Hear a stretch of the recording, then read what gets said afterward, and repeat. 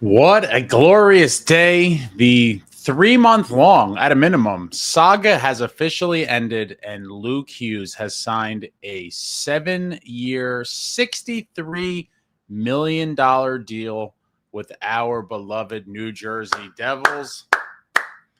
Welcome back, Devils fans. It is your host, Ace, here on Running with the Devils, where we are talking New Jersey Devils hockey all year long. Please hit that subscribe button, smash the like, share with a friend. Thank you very much. And it's finally over, guys. It is finally over. And hopefully this is the last time we talk about the contract, but probably not, because it does have implications on other potential deals and things. But we do not have to talk about when will Luke be signed anymore, because he will be a New Jersey Devil for the next 7 years. 7 years, tons of speculation and rumors, everything leading up to it. And it finally gets done at a beautiful $9 million number. I think great deal for both sides. I talked about this earlier today. I do think Luke's camp was looking for a little more money, and I do think Fitz was trying to pay a little less. In the end, they settle somewhere in the middle, and that comes in at $9 million, kind of what we predicted. And we look at the contract, the standard contract, $9 million AAV. The first 2 years, it's a base salary of $8 million with $1 million bonus, and then the rest of it's $9 million straight through. No trade protection, which I was a little bit surprised by, except for the last 2 years of the deal, which I thought was pretty interesting. And so he has no trade protection through 29-30, and that is when Jackhughes' contract expires after the 29-30 season. So Luke has trade protection for the 2 years after Jack is up. I'm not sure if there's any sort of correlation there, if there's something else kind of behind the curtain. Not really sure, but no trade protection until the final 2 years. And those are the 2 years that Jack is not signed for at the moment. But Luke will be a Devil until he's 29 years old, and hopefully longer than that. Great deal. Lots of fans of other teams trolling. I do think this was a stake into the heart of Vancouver Canucks fans that for some reason or another delusionally believed at some point that they would have all the Hughes brothers, despite the Devils already having two of them. Not really sure, where some of these thoughts and hopes came from Canucks fans. But the countdown is on, guys. The countdown is on. Quinn Hughes will be a New Jersey Devil. Mark my words. Quinn Hughes will absolutely be a New Jersey Devil. It's just a matter of when and how. The longest it could be would be when he becomes a free agent on July 1st, 2027. Now, obviously, we've talked about multiple times in the past, will the Devils or could the Devils potentially trade for him before that? And I do think they could. Now, I don't know, how high the appetite is from the Devils standpoint, and it's certainly low from the Canucks standpoint. The Canucks are going to do every single thing they can to get Quinn Hughes to re-sign there. I am not positive, obviously, at this point that even them winning a cup would make a difference, but it just seems and feels like he has one foot out the door from everything they've all said, including the Canucks president at the end of last season. I guess it was sometime in April, maybe it was in May when he had his press conference. Jim Rutherford came out and told the entire world, he's like, yeah, Quinn wants to play with his brothers. I mean, it was pretty much an understood kind of notion by everybody, but for the president of the Canucks to come out and just flat out say it to the whole world, a little bit shocking to everyone. And then he went on to say something along the lines of, whether that's somewhere else or I bring the other Hughes brothers here. It was super, super close, teetering right on the line of tampering, in my opinion. Obviously, the Canucks faced no disciplinary action for it. Had the shoe been on the other foot and the Devils had ever said something like that, I believe the league would be investigating, and there'd be all sorts of probably tampering charges filed and who knows, penalties. We all know that the league, for whatever reason, has come down on the New Jersey Devils over the years. And one of the more notable ones in recent times was with that Kovalchuk contract when there was tons of similar contracts signed before that. But either way, Rutherford said it himself. Quinn wants to play with his brothers. I don't think it's a secret. I do think the Canucks are probably going to hang on to Quinn for as long as possible and continually, hope plead and beg for him to sign an extension. But I just think, in the end, yeah, he is the captain, but he wants to play with his brothers. He's an American kid. He's in Western Canada, and there's tons of NHL cities that would be more desirable, I would imagine, for him to play, but none more desirable than the Devils with his two brothers, which hopefully will be a very strong Stanley Cup contending team for years to come. And man, I really do think it's going to happen. I'm just curious at this juncture what it would take for the Canucks to trade him. I do think tons of other teams would be in on him, even if it was a rental. If they were to trade him tomorrow, which again is not going to happen, but that would be 2 full seasons. If somehow they investigate trading him at the deadline this year, which I do think is potentially possible if the Canucks suck, maybe they look to trade him at the deadline, and any teams interested in Quinn Hughes would then be obtaining him for a playoff run for this season and then all of next season. I do think teams would pay a pretty price for that, especially teams that think getting Quinn Hughes puts us over the hump and makes us a real contender. And so I'm sure there'd be a ton of teams that would be interested in a situation like that. The Devils included. Now, what would it take to get Quinn Hughes? I think that's the kind of mystery that no one really knows the answer to. But a lot of people over the past, 5 or so months have thrown around a lot of different kind of hypothetical trade proposals and things. And I think a lot of them are delusionally light in terms of assets. Like people have thrown around a couple, someone was like, oh yeah, Dougie Pilat and something else like months ago. And things along those lines that I just think have no chance of ever actually going. You'd have to give way more than that. The Devils definitely have the ammo in terms of pieces and futures to send, whether you're talking about first-round picks, maybe prospects. Obviously, there is a logjam of defensemen in the Devils organization currently. I do think they have the pieces to get it done, and I do think there is a tremendous value to having Quinn Hughes sooner than later. This team is in their true Stanley Cup contention window, and they should be doing everything in their power to win now. And so if there was a logical trade on the table to get Quinn Hughes without gutting the roster and completely mortgaging the future, I certainly would be on board. But the reality is the Devils could get him for free essentially in 2 years from now and not give up any assets. And so if that's the route they have to go, then so be it. I mean, Luke Hughes will still only be 24. Jack will be 26. A lot of our other, almost all the rest of the core guys would be like 30 or under. And I do think that would set us up to be contenders for at least a handful of years after that. But if you could get him now, I would not be opposed to it. What I would give up, I mean, you'd have to believe in any deal that the Devils were getting Quinn Hughes, that Dougie would either have to be going to the Canucks as part of a package, or Dougie would have to be going somewhere else to free up the roster spot, and then more importantly, the money that he commands and takes from the salary cap. But we might just be waiting it out. I do think the Canucks are really going to probably try to hold on and hope they could get him re-signed. And then at some point, they're going to realize that it's just not going to happen, and they're going to have to cash him in for the highest offer. But you never know. Maybe Quinn has a change of heart. I just don't think so. I think it's pretty much inevitable. I think the writing's on the wall. Quinn Hughes will join Jack and Luke in New Jersey at some point, and hopefully all of them are key pieces to a Stanley Cup winning team. I do not think that those 3 guys alone are going to deliver you a cup. A lot of people think get all 3 of them and it's an automatic cup. I don't think that's the case by any stretch. I do think the 3 of them would be a huge chunk of a Stanley Cup winning team, but they definitely need the right complementary players around them to get it done. But I would love to have all 3 of them. It's just a matter of when and how. But now that Luke is officially back on the New Jersey Devils, we take a look at the defensive pairings. And we have a top pairing of Jonas Siegenthaler, Dougie Hamilton.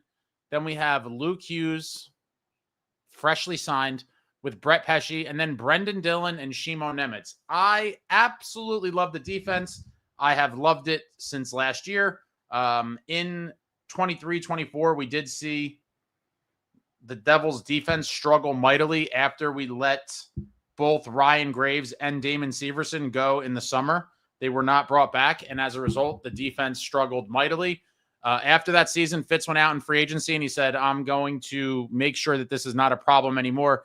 signs Pesci, signs Dylan. He makes the trade with Montreal and basically steals Kovacevic. And when you look at these pairings, this is still an amazing defense with Kovacevic injured and not in the lineup. So you're talking about 3 solid pairings with Kovacevic injured, and then Seamus Casey, who I believe is NHL ready at the moment, who's going to unfortunately have to go to Utica because of our amazing defensive depth. And I think Ethan Edwards, if not NHL ready now, is damn close. I do think by next year, for sure, I think he would be an NHL caliber defenseman. I do believe that. And I think he's not that far off now. Showed glimpses of being ready, obviously, against lesser competition in the preseason. Still very young as well, but I think he is going to be a guy that's NHL ready soon as well. And so you look at these pairings, and this is not even with Kovacevic, Casey, Edwards, and then we also have Chalowski for depth. It's like unbelievable riches on the blue line. The defense will once again be a strong point of this Devils club, and defense and goaltending can bring you a long, long way. This is more like old school New Jersey Devils mentality here. You build a team from the net out, the school of Lou Lamoriello, and you love to see it. But these are some great pairings. Obviously, it's going to be interesting to see how the Devils become cap compliant. I was trying to look it up. I can't even find the exact date, but you're talking about a week or less. They have to be cap compliant. And so putting Kovacevic on LTIR and doing another move or two, a more minor one, should be able to cover Luke's salary and get the team cap compliant. Or maybe there's been a trade that's kind of been brewing, or Fitz was waiting for this first piece to fall with signing Luke, and he has some plan. But going back a few weeks ago, he did say he had a plan in a press conference for the team to be cap compliant. So we're all just kind of waiting to see how exactly he pulls it off, whether it's via trade or utilizing LTIR. But you got to love the D. Absolutely love the D. And it's going to be interesting to see what happens when Kovacevic is available to come back, which may not be till January, February, who knows. But I do think Nemitz is really looking to cement himself. He's obviously in the opening day lineup, looking to cement himself as a mainstay on this club, or if not on this club, as an NHL defenseman. And I think it's going to be kind of messy when Kovacevic comes back, because who are you taking out? I mean, that's a problem down the line, and it's a great problem to have. But Shimo Nemitz, in the last year of his deal, he will be getting a sizable payday come the summer. It's going to be interesting to see. You know, I think a lot of it's going to depend on how his season goes. But with the cap going up and all these deals and money getting thrown around, Shimo Nemitz is certainly going to get a payday. That's another thing Fitz has to worry about next summer. But love this defense. Still have Kovacevic, still have Casey, still have Edwards. Could any of those guys potentially be involved in a deal for Quinn Hughes? Obviously, Dougie Hamilton would be heavily rumored to something like that as well. But gotta love this defense. Let me just see what we got over here real quick before I get to the forwards. Blackatron, thank you very much, sir. The countdown to Magnus shit Hamilton has begun. You guys are brutal. I love Dougie, and I do think we would severely miss him when he's gone. Asterisk, assuming Quinn Hughes is not here. So in a world where we traded Dougie and Quinn didn't come in, I do think you miss his presence and his skill set on this team for sure. Now, if he was involved in the Quinn deal or an adjacent deal as the Quinn deal was happening, then I'd be much more comfortable with it. We've talked about this in depth. A lot of people, again, the $9 million, people look at salaries and they're like, this guy's got to go, blah, blah, blah. But Dougie is a great veteran who could do a lot. Brings a lot of offense, high hockey IQ. And you need guys like him to win the cup. I would love to see Dougie be a part of a defense that helps bring the fourth Stanley Cup back to New Jersey. Would absolutely love to see it. But with that being said, you know, if we have to move on from him to bring in Quinn, I'm not against that either. But for all the people that are just like, you know, the Dougie hatred by a good portion of the fan base, I think is kind of wild, because Dougie's just a very useful piece. Jonathan Decker says Devils could possibly be Quinn Hughes away from a Stanley Cup. Get him now. I have to believe getting him brings you closer, assuming you don't, you know, again, gut the roster and send key pieces the other way, which the Devils wouldn't. But I definitely like our chances of winning a cup a little bit more with Quinn Hughes. Rich Round says, Luke, finally, Tyler, how about them Yankees? Oh, you're talking about baseball? I saw a couple seconds of the game. I was at my mother's and it was on over there. And I happened to be watching the couple minutes when they showed Jack on the screen. I thought that was interesting. Justin Ace, how do you think we clear up the space? Who do you think gets traded? There's no guarantee that it is a trade. I would not be surprised if it's the LTIR Mambo that temporarily gets us to cap compliancy. And then when Kovacevic comes back, Fitz is going to have to figure it out. Or maybe he has these kind of pending deals already set up. We're going to find out very soon. Robbie's bench boss. That's such an amazing, what you call that, profile picture or whatever, of Fatorik throwing the bench. I mean, oh my God, what a time to be alive. That was over 25 years ago. Absolute madness. Give you your take on the thing. Yeah, I mean, obviously, you would think Palat or Dougie are the most likely ones just because of the amount of money they make and now the depth that we have. I mean, the depth is pretty damn nice. Obviously, on defense, the depth is insane. We have a great defense right now, and that's with Kovacevic out and Casey and Edwards in Utica. And then even at forward, we have better depth in the bottom six than we've had in years. You're talking about a team that is going to start the season with guys like Haminaho, probably LeChance, and at least a few others that are pretty close to NHL ready playing in the A. And so if and when injuries arise, we have a nice little group of guys to call up when we need to. And LeChance is my guy. I love LeChance. Oh, man. It's just so unfortunate that he was hurt in that Prospects Challenge and was not able to play in more preseason games because I think he would have made the decision even harder on the coaching staff. But I still think there's a chance that he will do that. I mean, and in the first game the other day against the Capitals, he had a great showing, physically engaged, roughing people up, throwing people around in front of the net on the power play, screens the goalie, bats the puck out of the air for the goal. I mean, LeChance has got the goods.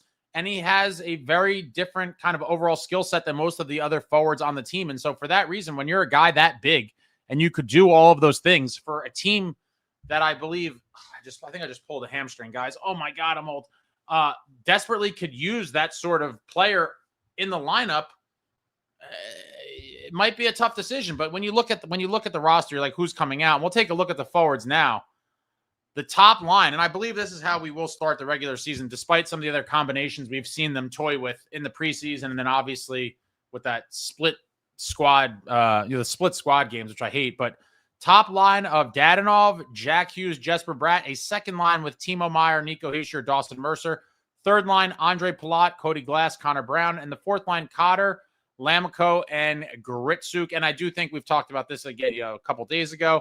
I do think there is a good chance you see Lamico at 4C, and there's also a good chance that you see Glendening earn a contract after his PTO here. He's played pretty damn good. I think he's played well enough to get a 4C spot, but we'll see how that all plays out. Obviously, Devils are going to be working with some cap issues. Lamico's already signed. Does Glendening get better offers or a easier path to an NHL job with another club? So that's something definitely interesting to keep an eye on. But, you know, when you look at this team, and just from the preseason, even though, you know, you can't take too much from the preseason, especially with these split squads and guys resting and all this crap, but I really do like this team. I really do. I would love this team if we had picked up another top six guy. But at the moment, I mean, I think there's tons of fans around the league and GMs as well that would look at this roster and be like, I wish we had this forward group. You know, is it perfect? No. Like I said, I wish we had the top six ad and like a true 3C to where Cody Glass could be 4C. But maybe we're being a little greedy, guys. I mean, maybe we are. I don't think it's total greed. And again, I'm not, crying about it. I would love to get that top six piece. And maybe if this team is playing well towards the deadline, Fitz can be inspired to go out there and make a big splash to try to put them over the hump. But as it stands right now, obviously a lot of sort of unknowns in terms of how this is all going to gel in the regular season. But Connor Brown and Palat as a duo seemed to be pretty promising. And while Palat is the target of many people's kind of venom and online vitriol, again, stemming from his contract, everyone looks at the money and then they pick who they're going to bully. Palat at $6 million, not the greatest deal on the planet, but he still has value to this club. I do believe that. And if he could be an effective third-line player in a little duo with Connor Brown and Glass centering them, most likely. Again, we might see some of these pieces swapped around as well. But if he could be productive in that bottom six, it could be worse. It really could be worse. And obviously the fourth line, that duo of Cotter and Gritsuk has shown signs of promise as well. Obviously, you guys know I love Paulie Cotter, the New Jersey Devils single-season hit king, setting that record last season. Hopefully he could follow it up with another big hit season and hopefully have his career high in points. But Gritsuk, we already know, Gritsuk is the absolute wild card in this whole situation. This kid looks like he has the goods. What is his ceiling? Is he going to be a bottom six guy? Does he force his way into the top six? I think we'll see him kind of trialed in the top six at points. Maybe get some power play time, but lethal, absolutely lethal shot. Tons of guys on the team, along with the goalies, have talked about what a release he has and how is a great shot. And I'm excited. I am pumped for Gritsuk. I am pumped for the season. The guys kind of seem to have a little chip on their shoulder, and I'm not sure what it is exactly, but I talked about this before. It's like they just have a little bit of a different swagger about them, and I can't quite identify exactly what it is, but the aura around the team is slightly different, and they're 1 year older, another year of experience. And I think guys like Nico and Bratter, Jack to some extent, I think they are tired of underachieving and kind of listening to all the stuff kind of swirling around in the media and all the question marks. And Nico even said it a couple weeks ago, I think, that he said, like, it's time for this group to take the next step. And the next step is Eastern Conference Finals or bust. They already won a round in 22-23. Getting to the playoffs is nothing to celebrate. I've talked about this forever. That is loser mentality stuff. Getting to the playoffs, great. But that should be a given. That should be something that's happening every year, and it's nothing to get excited about. What you should be getting excited about is the team going on deep runs. And I think we have to win at least 2 rounds this year. And I think it's very possible. And we talked about Florida, Barkov, right? They're going to be in a down year. Florida's not going to be an easy team to beat in the playoffs no matter what. But they're going to be much easier to beat without Barkov than with him. And I think that's going to be inspirational enough for GMs in the East to be like, Florida's in a down year. Let's go for this thing and try to bolster their rosters to make a real run. And hopefully the Devils are kind of in those trade deadline sweepstakes for whatever guys may be available. I mean, getting a top 6 guy, again, they're going to have to be creative to figure out cap space and all that. But getting a top 6, like a legitimate top 6 winger at the deadline would be phenomenal. Jay Snow says, I don't think Quinn gets us a cup right now. I don't believe any one player is ever getting you a cup, Jay Snow. I do think he could, again, be a nice piece of a potential cup-winning team, but this is hockey. There's no one guy that's like, oh, we got him, we're winning the cup now. Like, it doesn't work that way. It would be nice. Tasha, it's crazy thinking now I'm going to wake up and not have my first thought me as Luke signed it. It's all over, Tasha. It's all over. You don't have to worry about it anymore. Robbie's bench boss says I could live with the number 3 chicken wing. Stick figs, some meat left on the bone. The raccoons are satisfied. SST is in shambles. SST is in shambles. Yeah, he absolutely is. He's already dooming and writing nonsense from earlier today. I believe he's like hours ahead of us. So it's probably the wee hours of the morning or the middle of the night, whatever you want to call it. And he's sound asleep. But obviously, as you all know, the resident doomer and just everything is terrible. Hated on the contract. I don't see how you can. $9 million for Luke Hughes for the next 7 years. Sign me up all day, every day. Harms, what's up, Ace? What's going on? Harms. SJ, will he play next game? Probably not. Well, they said he's going to practice tomorrow, and who knows? Maybe that'll be a game-time decision, but I would love to see him out there tomorrow against the Rangers. I mean, that would be pretty cool, right? Just throw him right into the fire. It doesn't count for anything. We're going to have to see.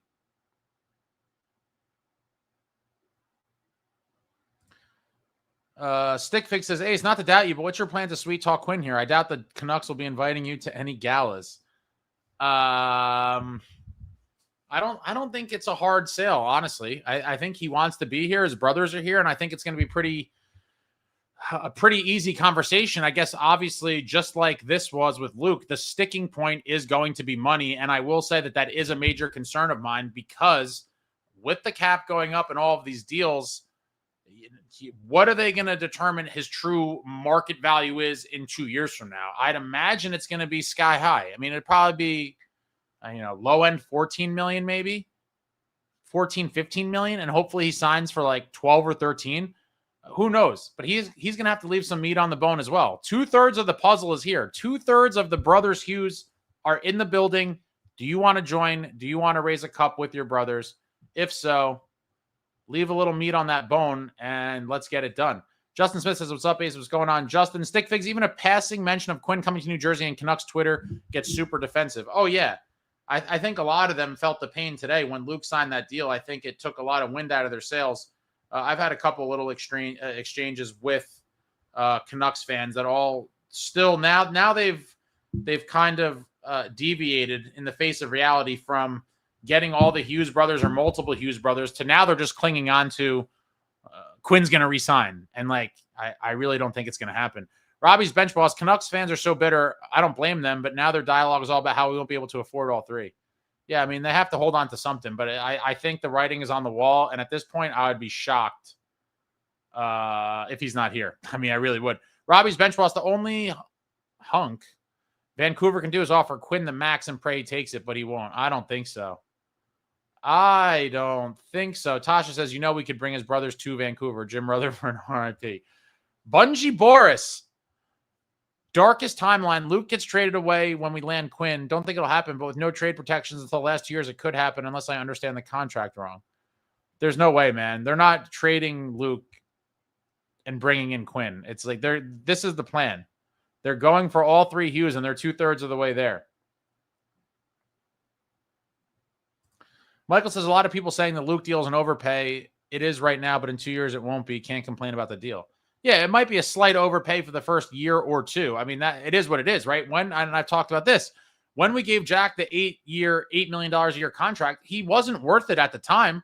I remember when the announcement came out, I texted Steve the Maniac, and I was like, holy I hope Fitz is right about this kid, because at the time, I was astonished. I was like, this is quite the gamble.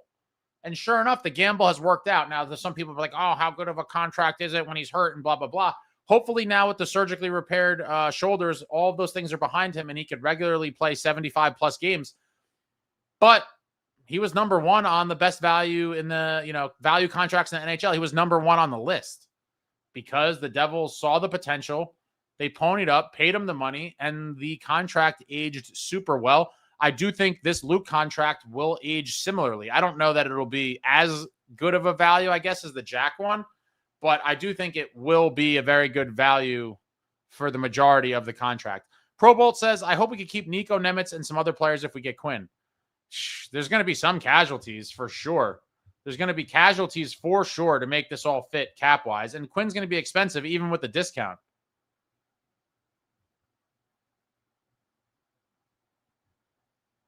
Joshua says, Jack and Kovacevic bless the Yankees tonight. Jay Snow, why in the world would Vancouver take Dougie? I think there's a world where you could kind of, put him in a package with a young defenseman and like a couple first round picks or something.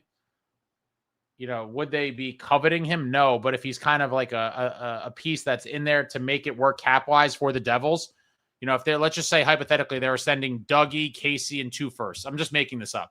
The price could be more than that. It could be less. I have no idea, but I think that's somewhat in the realm of reality. Dougie, Casey, and 2 firsts, they have to take Dougie to make it work for the Devils cap-wise. Now, maybe, they would say we have no interest, and then the Devils have to find a separate team or maybe a 3-team trade to facilitate it all. But I do think there could be a world where the Canucks would take him. A lot of baseball talk in here. Matt, I was very optimistic about Quinn coming here, but now that Luke is signed for 7 years, it's only a matter of time. I really thought Luke would sign a shorter-term deal. I'm very, very, very happy. Yeah, I agree, Matt. Only a matter of time. This was the big piece in the middle there, connecting the Jack contract to this. And now Quinn will be here. Pro Bowl, I'm just concerned that Quinn's contract demands will cause Nico and Nemitz to leave. Well, Nico, let's think about this. I do believe if Nico is going to stay here, he will probably sign closer to when he's first eligible to sign. So I think Nico would already be out of the way by that point. And Nemitz as well. Nemitz, this is the last year in his contract. So both of those contracts would likely be handled. Yeah, they would be handled before Quinn before Quinn's contract was even a thing. Bella, what's going on? I'm so excited Luke signed such a big deal. He's a crucial part to the Devs defense. Yeah. Great to have him here. The saga's finally over. He is a big part of the defense, but I was kind of trying to brace myself for a year without him, or at least the beginning of the season. I looked it up the other day, and there has been multiple players, pretty big names too. Michael Pekka, for you old school fans, and Eric Lindros both sat out entire seasons over contract disputes. I couldn't believe it. I don't remember that happening at all. I was a teenager, but I didn't remember that. And I was hoping Luke wasn't going to be added to the list, but he's here. He is here for 7 years, and the time to win is now. Stickfig's really praying that Quinn walks so we can get a good deal, and the only major move is Dougie to help free the cap space. Jay Snow, Dougie's going to be moved before Quinn's a free agent. Probably. Yeah, that I believe. Tasha says, I believe that a starter package for Quinn starts with Dawson, Mercer, Dougie, and Nemitz. Would I want to give that up? No, but I'm sure Vancouver would want something like that, if not more. Oof, Mercer, Dougie, and Nemitz. So in terms of value, I don't think that that's a crazy package at all. I think that's value-wise, I think that's kind of fair. My issue with it is that I do think Mercer is a big piece of the forward group. And so the defense, I have confidence in the guys we're going to start the season with, and then the guys that are injured, and we have waiting in the wings with the Kovacevic, Casey Edwards. I would hate to include Mercer in that deal just because I do think he is going to be a big piece of the offense this season. Like, that creates a hole for sure. A lot of us have been complaining about, like, you know, we don't have legit top six, and like he's going to get the audition there. But if it's not him, outside of Gritsuk just popping off and becoming a legit top six guy, like, that creates another hole. I'm kind of with you, Tosh. I could see them asking for something like that. Robbie's bench ball says, to get Quinn this year, Salayev, Hamilton first and a second, would you do it, Ace? Oh, that I would do in a heartbeat. That one is a no-brainer for me. You're talking about draft picks, a first and a second. I don't care about picks. We shouldn't be drafting with the first round pick for the rest of Jack's contract. Jack is here for 5 more years.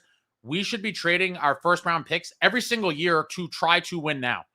And Salayev, I'm excited about him. Big monster defenseman, exciting stuff. But again, he's not part of this win now kind of group that's here.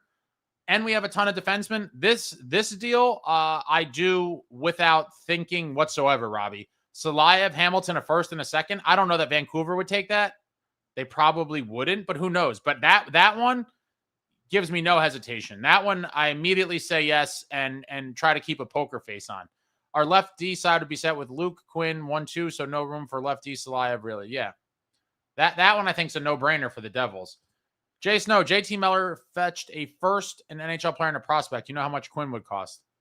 Yeah. But did Miller have, let me just see. You have to keep in mind it is only 2 years versus like if JT Miller had a lot of years, that's obviously going to be, yeah. I mean, he was traded last year and he still had in year 2 of 7.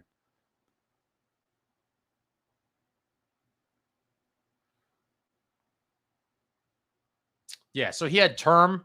And at $8 million in the new cap climate, maybe not the best contract, but definitely not the worst. But that I think is gonna build the value up as well. You know, if Quinn had 5 years left, then you're talking about King's ransom type prices for trades. Ryder 64, 8 NHL ready defensemen and 4 NHL ready goalies. I could work with that. Yeah, nice to be in that position. Jonathan says, I'd assume it would be Hamilton, a first-round pick, Dawson, and either Nemitz or Salayev. Not sure which I'd rather part with. Salayev less developed, but he has the size. Yeah, you got to love the monsters. All right, I got super far behind, so pardon me while I skip ahead.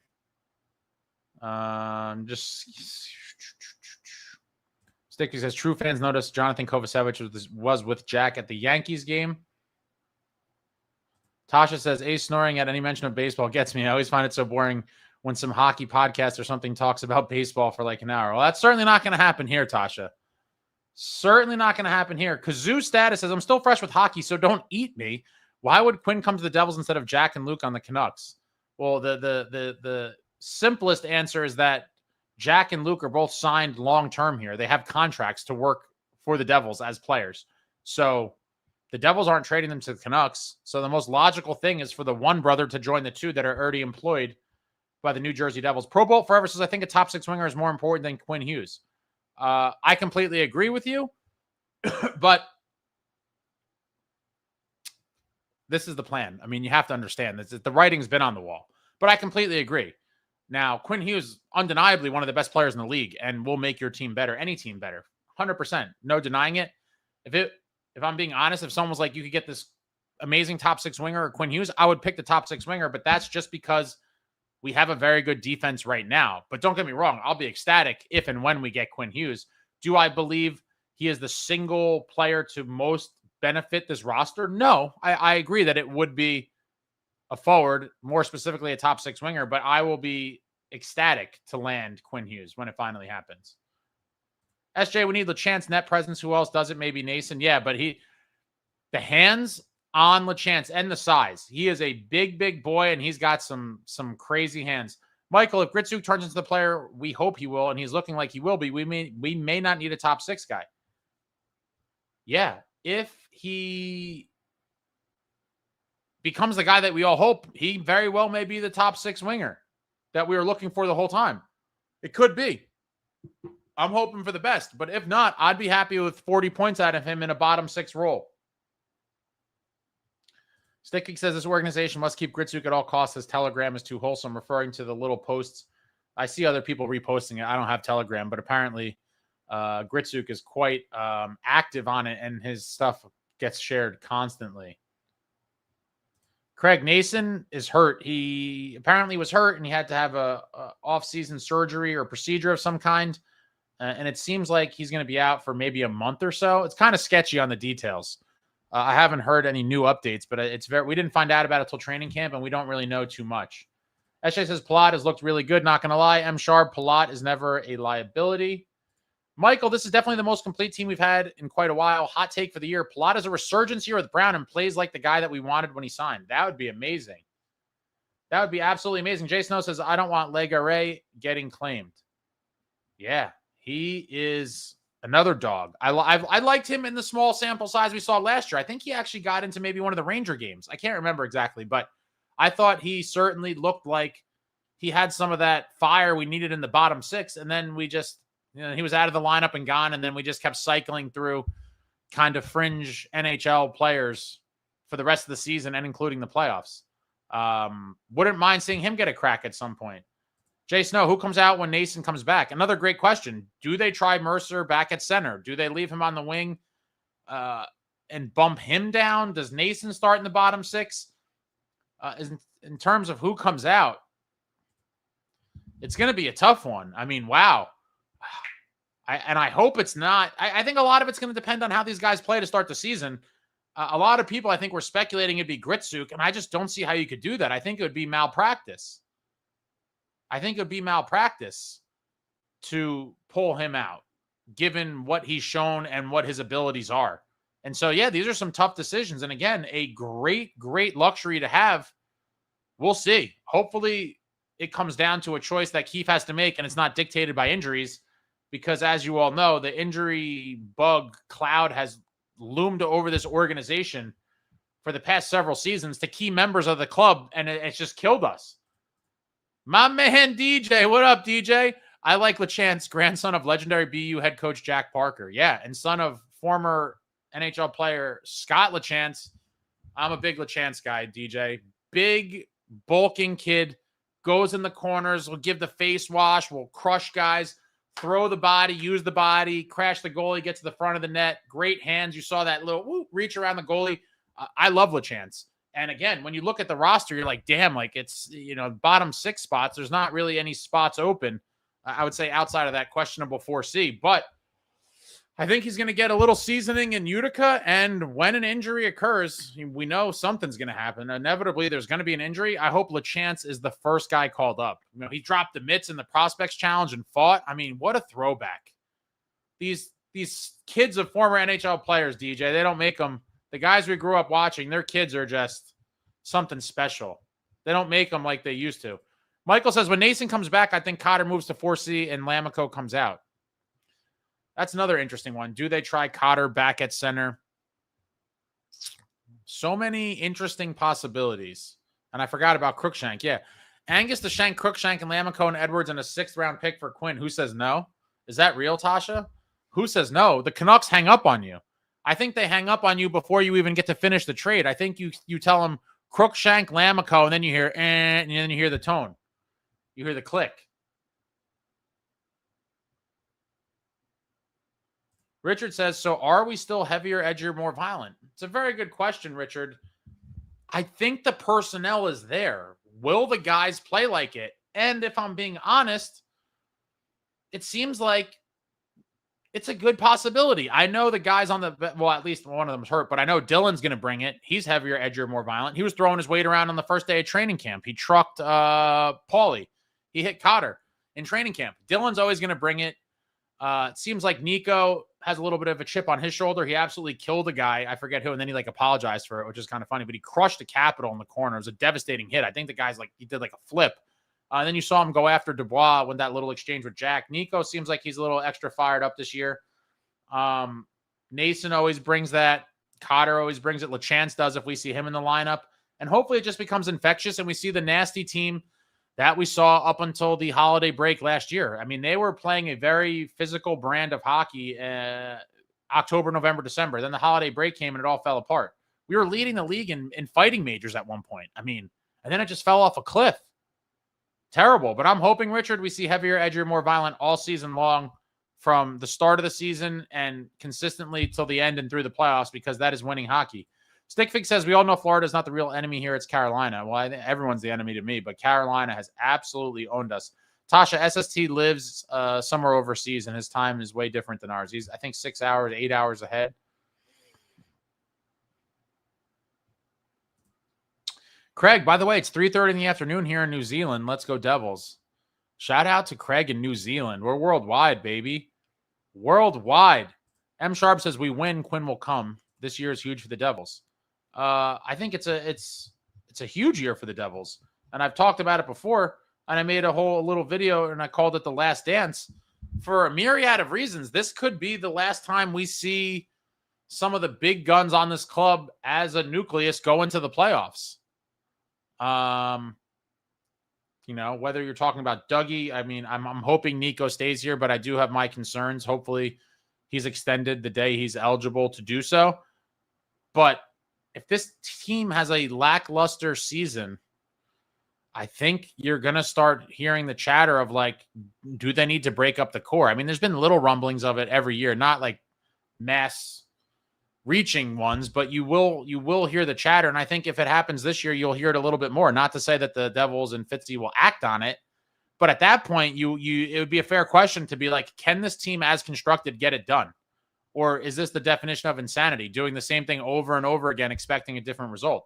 I just want to win the cup so bad, guys. Oh, my God. Oh, my God. I want that cup so bad. Michael S. says, yo, Ace, good news today. 9 million for 7 is fair. In my opinion, hit the like. Completely agree, Michael, and thank you. Hit the like for your boy. Hit the thumbs up. Don't be stingy now. M. Sharp says, Luke deal is perfect for fans. I think it's perfect for him and the team. I mean, I thought for a while that was kind of the right number where both sides left a little bit dissatisfied, but it is what it is. You got to leave a little bit of that meat on the bone. Bungie, yeah, you're right about the darkest timeline comment. I just always have a bit of doomer mindset about things sometimes. No, I get it. Sports fans are, by and large, a cynical group. A cynical group. Oh, wait.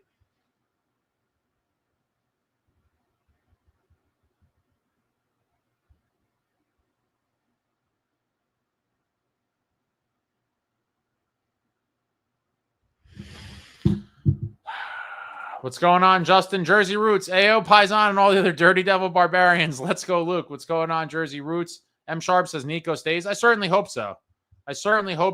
And it'd be great to see him and all of the Hughes brothers and whatever other young pieces are here for a very long time and win cups. I'd take one, but multiple cups is better than cup. But if it could only be one cup, I would certainly sign up for that. Justin, why does everyone like Nemitz all of a sudden? Jesus, people calm down. He had a lucky goal in the playoffs, and he's shown really no upside. I think you're kind of short selling him. Again, he's also very young. Had a little bit of an up and down season. He's only 21. I think he really kind of corralled it all and got it back together in the playoffs. And I thought he's looked pretty decent in the preseason thus far. I'm not saying he's the best defenseman ever, but he definitely is a very good young defenseman who's only going to continue to get better over the next several seasons. And so a lot of people would like to see him kind of hit his peak with the Devils.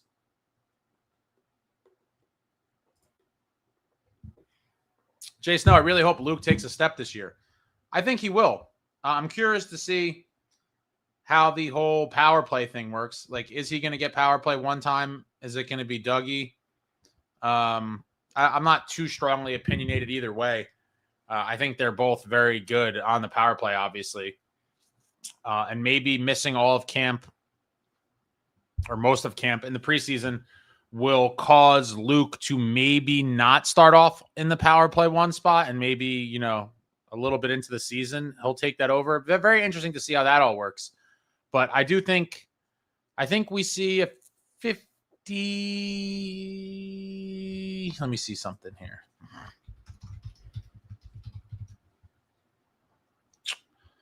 Would like to see Luke have a new career high. Yeah, he had 47 and 82, and then I think this year could be, if he sees power play one time, I think this could be like a 50-point year from him. We're gonna see, but I have high hopes for Luke. Kid's gonna be a beast. Tasha says Dougie probably at the trade deadline gets a ton of, I don't know where else that went.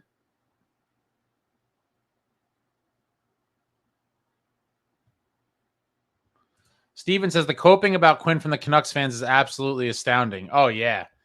Yeah, it's crazy. It went from we're getting all the Hughes brothers to now it's like Quinn's going to resign here. They quickly tapered it from all three Hughes brothers to now Quinn's going to resign. Traveling Devil says Quinn's jersey sales just dropped off today. Ryder64, revenue from the marketing of the Hughes brothers disagree with our lineup needs, just being honest. Yeah, but like, is it? I always would love to know, like, the dollars and cents behind some of these things. I know from a marketing standpoint, it is an absolute dream for any team to have that. 3 all-star caliber players in their prime, brothers. But does it really make that much more money? I would be curious to know, but I just think the excitement, the buzz, and all the headlines and all the stuff that would go on online, it would be. I'll be excited by it, but for younger fans, it'd be very, very exciting. My excitement kind of has some sort of limit outside of the cup, but other stuff, just like, acquiring a guy like that, I'll be jacked. But for the young fans, I feel like that would be like probably some of their kind of crowning Devils moments in their fandom thus far. Tasha says, who even knows if Fitz has looked or is actively looking for a top 6 winger? Seems like he believes Grits is the chosen one. And it's funny, a few weeks ago I said, while we didn't have the money, I do think from everything they were talking, kind of reading between the lines and some past interviews and media availabilities, it certainly seemed as though Fitz maybe wasn't counting on Gritsuk to be a top 6 guy, but he believed that there was a good chance that he could do it. And so we're going to see. But so far, I mean, he had a goal and an assist. Maybe a goal and 2 assists, or was it 2 and 1? I think he had a point per game for the first 3 games. And then the last game, he didn't register a point, but he did score in the shootout. Wild. Tyler says, get me Jared McCann and Quinn and we ride. Oh, man, that would be some nice pickups. Nice pickups. Sean says, LeChance scored on split games. Yep. Tasha said I was trolling with the trade. I can't tell anymore, Tasha. Don't mess with me. I'm old. I'm beaten down. It was a long day. People have been saying crazy stuff all day. I can't tell when people are serious anymore. Tasha says Keefe really has his work cut out for him with the roster this season. I mean, I think it's a pretty decent roster, and I would say much better than last year. He's got some tough decisions to make, but I think he's got a pretty decent squad to work with. Michael, Ace, do you know if there's a plan to move the Utica team closer to NJ? I'd love to follow the kids closer this year. I have not heard anything. I would love for that to happen. I love minor league hockey, but Utica is a damn hike. I was actually just looking at their schedule today. They should be an exciting team this year. Hopefully they do much better than they did last year. They had an awful year, but they're going to have a bunch of guys that are going to be NHL players, and some of them, if they were in different organizations right now, probably would be NHL players this season. But I definitely would like to get to a game. I want to see my boy Jakob Malik in net. I would like to keep an eye on Edwards and Casey, obviously the Chance, Haminaho, a couple other guys. I think Malofsky is going to be a really good player. They have some talent for sure, and I wish they played closer too. But the economics of minor league hockey is wild. I don't know how some of these teams could even be profitable. That's a whole different thing. But I do think a lot of AHL teams and minor league hockey in general are in cities that don't have major league teams because that's like the area's team. It is crazy, though. ECHL games are wild as well. Last year, or it was 2 seasons ago, I went to the Adirondack Thunder, the Devils ECHL affiliate, went to 2 playoff games, and that was a vibe. The crowd was awesome. It was packed. The fans are very passionate about their team, and I highly recommend it. If you ever have the chance to go to an ECHL or AHL game, go and check it out. A lot of fun. Alex, what's going on? What's up, Ace? Long time no see. Been busy. Going to the Devils-Avs game on the 28th. Moving to Carolina military late this year, so I'll be there for the boys fighting Canes fans. Amazing. Someone just brought that game up the other day, too. I think that's a road game, right? It's an away game. Very nice. So you're in Denver now, and then you're moving to Carolina. Tasha says Brader is underratedly heavier edger, more violent. A little bit. He's no slouch. I'll give him that. He takes his offseason training very, very seriously. I'll give him heavier, edgier, harder to knock off the puck. How about that? Definite beast, though. Sean says, I don't live in Jersey, but a diehard with the boys. Where do you live, Sean? Justin says, how long before Quinn is a Devil? At the longest, July 1st, 2027, maybe sooner. Jason says if they lose first round in 5 again, they got to shake the roster up. And I think that's probably a fair kind of viewpoint. Hopefully that doesn't happen and we don't have to hear those kind of speculations. Brian J., love the team. Feel like once we get rid of Plot and use that money in top 6 or another center, we will truly be real contenders. Obviously, I like our chances if that happens. But I think if we stay healthy and a couple things go our way, this roster as is can do damage. Obviously, I want to see it improved and I want to see a top 6 player brought in, obviously. But health is big and a couple things go your way. I do think this team could do some damage.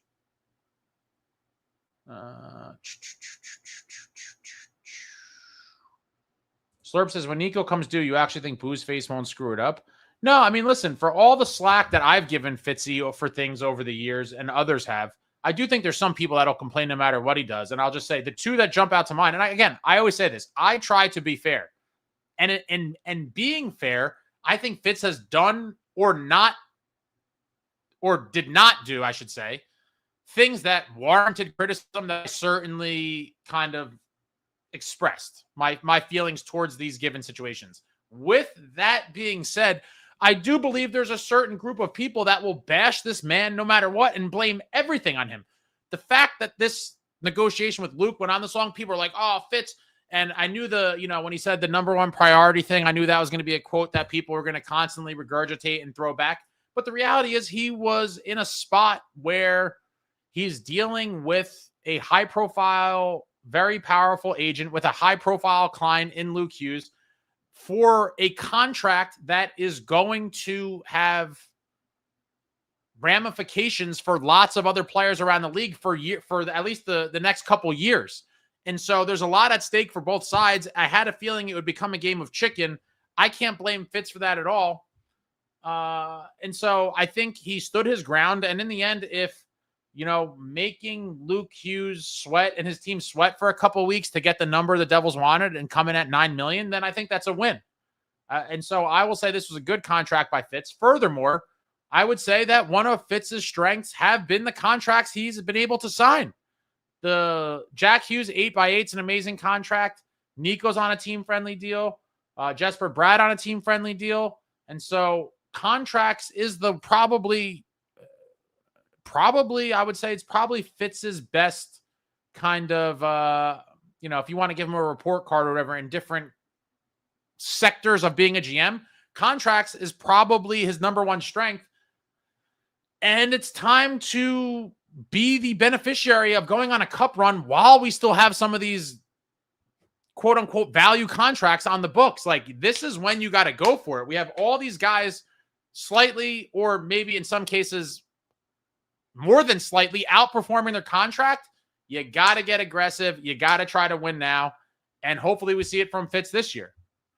Even people were kind of, using hindsight to bash him about the Kovacevic contract. How are you going to, we didn't know all these pieces. Nemitz at that point when Kovacevic was re-signed, and keep in mind, at the number he signed at, that was before the cap stuff, all the news about the cap going up. Kovacevic at $4 million is theft. Absolute theft. Theft. You need a good defense. You need plenty of defenders in the stable because of injuries, and you never know what's going to happen. And so for the people bashing the Kovacevic contract, I think it's completely silly. I thought that was a great contract and the timing of it by Fitz. But people are using hindsight and they're like, oh, we have all these defensemen now, and if we don't need Kovacevic and now he's hurt, and if we had his money, they're doing a whole lot of kind of revisionist history sort of stuff. I thought that was a great deal. I like Kovacevic a lot. Hopefully he heals up and he could bring something to this team. But I don't know how you're going to, bash him for the Kovacevic deal.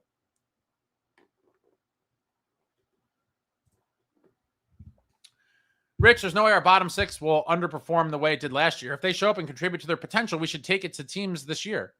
Yeah, I mean, the bar is low, right? The bottom six did nothing last year. I do have faith that the new additions and the little shakeup, that we're going to get something out of them. And something is better than the nothing we got last year. It's almost impossible. Let me just pull something up here. It's almost impossible to not have way more production out of the bottom six now than what you had last year. Because, again, it was non-existent. Let me just see if I can pull this up. Oh, come on. Come on.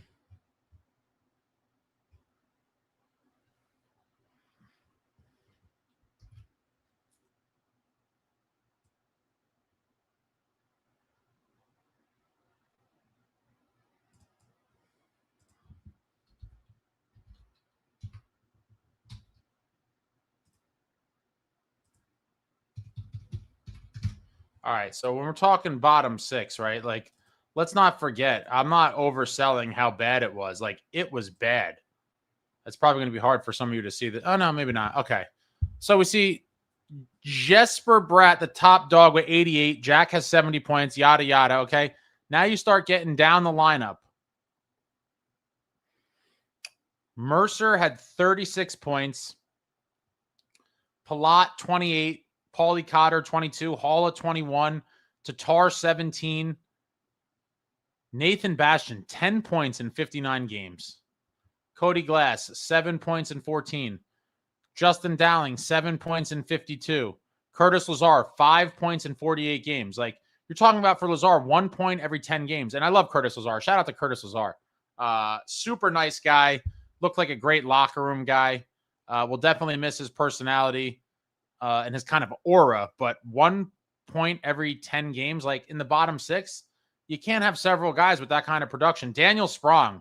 Some folks on the interwebs were convinced that this man was the second coming of Gretzky. In his 11 games played, he had 2 assists for 2 points. We see who else. That's pretty much it. McDermott, 0 points in 23 games. Shane Bauer, 0 points in 4 games. Legare, 0 points in 3 games. Hallinan, 0 points in 2 games. But the bottom line is, when you look at that, you're like, that is brutal. And that cannot happen again. And I do believe firmly, with the bottom six we have now, we are going to see much better point totals from those guys, or guys in the bottom six, than what we saw last year, because it literally was non-existent. and it cannot happen again. People yelling at Woodson.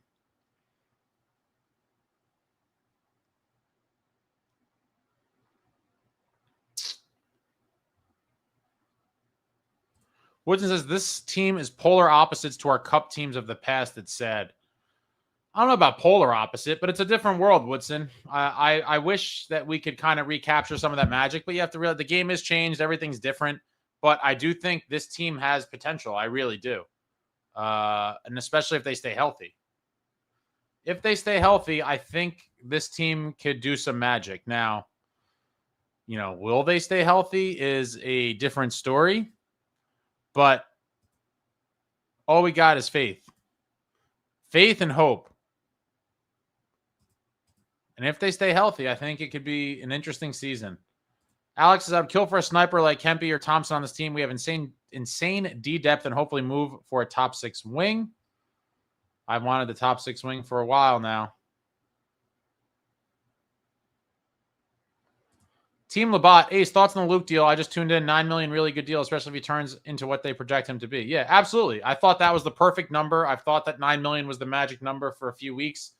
I think it's a good deal for the team. I think it's a good deal for Luke. And if he becomes the guy that we're all hoping he is, and the guy that he's showing he, is taking the first steps early in his career, does he blossom into that guy? And I think he does. And in 2-3 years from now, max, people will look back and be like, that $9 million deal is an absolute steal. And maybe Luke's deal ends up high on the list of best value contracts in the NHL, and then makes their agent super pissed off for when they have to negotiate for Quinn. Oh, man. Jason, no, those skilled, gritty guys are very few in the league today. It's true. They're not extinct, but they're certainly an endangered species, which is why I think guys like that are so precious. And I think Shane LaChance has the chance of being a lower end kind of version of that. Michael S. says, Quinn here increases season ticket holders to dynasty levels. Do you think so? I mean, yeah, I guess. It's hard for me to kind of get inside the brains of some others, but I definitely think, in terms of attracting fans and merch and excitement and tickets, it probably would do wonders.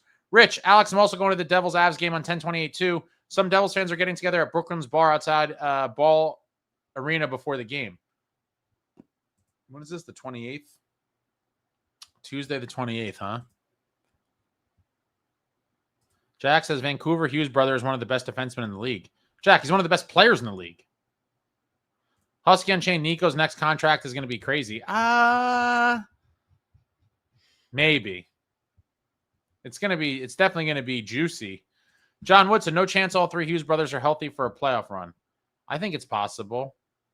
I mean, I guess statistically, you're hoping for, or what would the statistical, what would it favor? 2 out of 3 are healthy?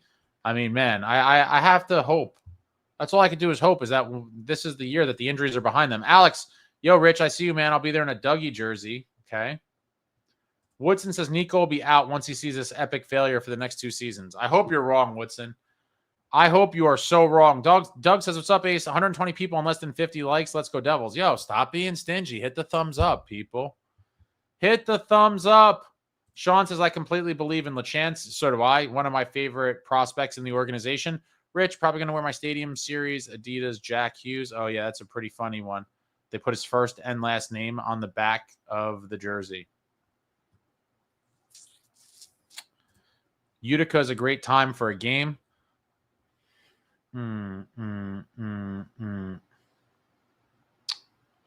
Sean, hey, Ace, looking for a game to fly in from Louisiana to meet everyone, I guess. Is there a group game? No, I'm going to people have asked about this. I have a lot of stuff I'm hoping to do this year. I won't lie though. I have so many grand ideas, and some of them are easier to pull off than others. And just being busy with life and everything, I don't even get to attempt all the things. But people have asked about some sort of meetup or something, so I'm still kind of working through some preliminary ideas for that. There'll probably be an announcement or something. I might be looking for some participants for a focus group or like a I don't know, some sort of maybe like private live where I could kind of dig in with a smaller group of people and kind of pick your brains to see kind of what people want. Woodson says Canucks are going to end up with a top line D-man for $5 or $6 million in Nemitz while we pay 12, 13 for Quinn. Maybe. Rich, yo Ace, just realized the Avalanche practice at a rink near where I live and play men's league hockey in Colorado. First of all, Rich, how did you just find that out? You play in a league in the arena that they practice in and you didn't even know? You can go watch their practices just like the Devils in the old days. No way. Like, you could just go whenever you want, Rich. I didn't know that beautiful things like that still existed in the year 2025. Some of my greatest childhood memories are going to watch the Devils practice on random weekdays when there's like 5 people there. It was phenomenal. Woodson says Jack and Brad playing with a 4th line winger until 2030. Listen, it might be Gritsuk, man. Maybe he's the truth. Maybe he's the truth. Justin says Woodson go to bed.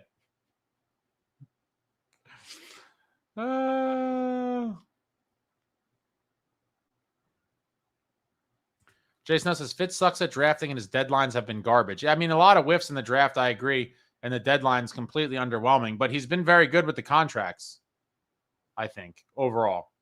A couple bad, the Palat one, what are you going to do? You can't hit on everything. Woodson, Fitz has been owned in... What did Fitz get owned in contract negotiations? I mean, the no move, Fitz gives everyone a no move clause. Okay, I don't love that. But if you look at the money and the deals that he signed, they've been pretty good deals. Yeah, Kovacevic for 5 years is good. Ball got $5.35 million a year. We got Kovacevic for $4 million. SJ, Fitz has built a good defense. Couldn't agree more. M Sharp, Fitz has trade bait to use this season when needed. Yeah, a lot of defenders, and hopefully we're trading first-round picks like it's going out of style. Win now. Woodson says Fitz extended Kovacevic, and then he got hurt like the rest of the team. LOL. I will say, and this is not to make excuses, because there's a lot of stuff that, again, that he did or did not do that I patently disagree with. Fitz has gotten terrible luck with the injuries. Like, really, it really, and I hate to, I'm not letting him off the hook for some of the stuff because of that. I'm just saying, when you really look at it, to have your franchise player and like in multiple years, like 3 of your top 5 players or 4 of your top 5 players all missing significant amounts of time, like that is an absolute kick in the nuts to any team, and it's hard to overcome. The injuries have been brutal. That's not to excuse whatever, but very, very bad luck. Very bad luck.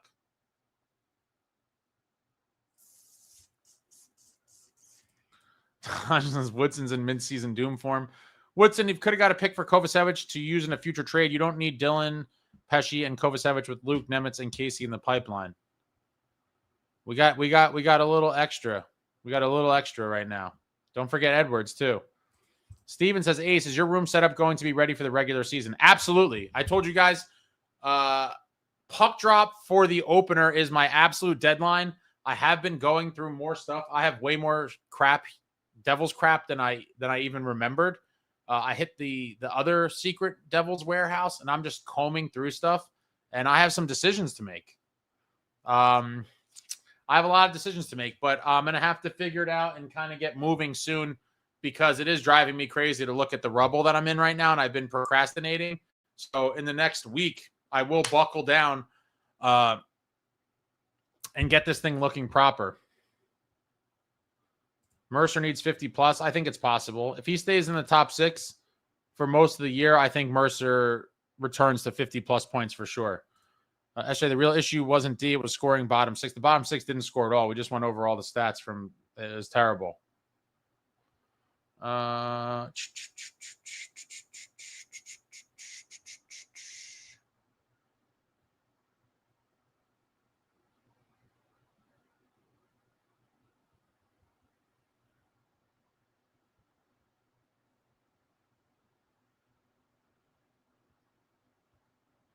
Alex, did you all see that video of Grits just ripping pucks? Man, he has a shot. I did see that. I think that was from his Telegram, as someone referenced earlier. Just ripping shots. Love to see it.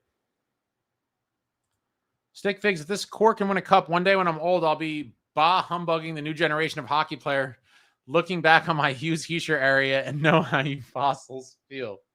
Yeah, something like that. Jack says Tage Thompson should have fired his agent. Buffalo signed him for $7.2 million times 7. Yeah, but when did he sign that? It made sense, I'm sure, at the time.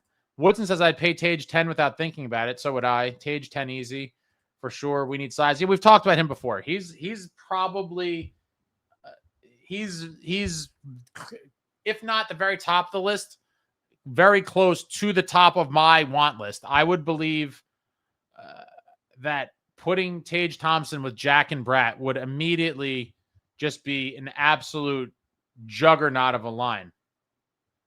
I think they would be lethal. Alex, our offense can't afford injuries. That's the only thing looming over my head is when are the injuries going to come? Hopefully never.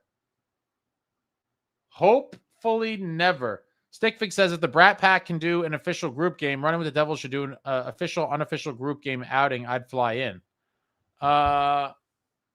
Yeah, that guy also has like a million X, whatever, what are they, followers? X followers. And so I think just numbers wise, it might make it more feasible, but I'm going to look into this. So you're thinking like, I thought about a suite. And did some preliminary research with that. That could be interesting. John Wooden says no trade clause for Luke. I need a drink. Woodson, it's he has the no trade clause in the final 2 years. The final 2 years of the deal. 2030, 31 and 2031, 2032.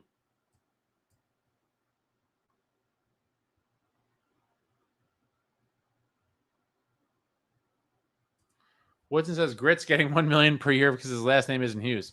Yeah, he's another one. Like if he has a big year, like what's he gonna want money wise? That's a big question mark for me. The Gritsu contract. Timo at 8.8 is not a bad deal. Palat at 6 is, but how are you gonna kill him for that? I mean, you can't hit every contract. Dougie for 9 is not terrible, but it's not great, but it's not terrible. Dylan at 4 is not. I mean, that's Woodson. I think you're just nitpicking here, my man. Timo at 8.8 is just fine. Palat at 6 is not good. I'll give you that. Dougie at 9 might be a slight overpayment up until this new cap era. I think there's tons of teams that would want Dougie at that cap hit now, assuming we see, a good year from him. Dylan at 4. What are you going to say? What is Dylan worth to you? I mean, I think you're really. Cody Skills, a chance is probably going to be at best a middle 6 forward. Yeah, no one's expecting him to be a top line player, but you need character guys in your bottom 6 like LeChance to win cups. Every team that wins a cup has guys like that, and every New Jersey Devils Stanley Cup championship team had guys like that in the lineup in the bottom 6. You need that, and LeChance fits the bill to a T. To a T. Love Shane LeChance. Steven says, I love the postseason lives in here. Only 7 more days. Postseason lives. Husky says, just realized Luke is able to be traded once Jack's contract is up. No, that's when he has the that's when the no move kicks in.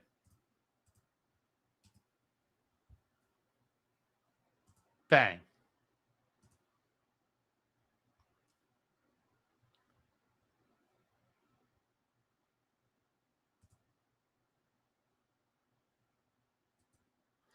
Stickfix says official Ace has at least 2 warehouses of Devils merch. I bet that's not. Oh, man. Woodson, no one will take Luke on that contract once he underperforms or sustains too many injuries. I mean, but how negative are you? So he's going to underperform and get hurt? I mean, come on, man. Can you wait till something bad happens to do him like this? I want a 60-point season and he's healthy. Why can't that? Why is that not the narrative? You're going underperforms and sustains too many injuries. I'm going to say he plays 80 games and gets 60 points. How about that? Justin says, when do you think the Devils sign Luke? What's the holdup? What? Justin, have you been sleeping for the past I don't know, 12 hours, 13 hours? Richard, yes, hockey has changed, but it seems to crawl back to grit and nastiness necessary in the playoffs. Physical play, durability, and having your best players on the ice throughout. Completely agree with you there, Richard. The game is different, but in the end, it is still a physical game. Physicality matters. You need dogs, and the playoffs are absolute warfare. Absolute warfare. Tasha says Thompson plus Bratt plus Jack would be top 10. Would be top 10 first line in the league automatically. Top 10. I think that could be the best line in the league. John Wooden says Tage is more of the missing link than Quinn or Luke. I speak the truth. And I would not argue with you there, Woodson. I said earlier, I don't know when you got on here, I said a big, skilled top 6 winger to me, given how the Devils roster is constructed right now, would be a more valuable add than Quinn Hughes. I said that. And I agree. Tage would be. But that's not the plan. It's not my plan.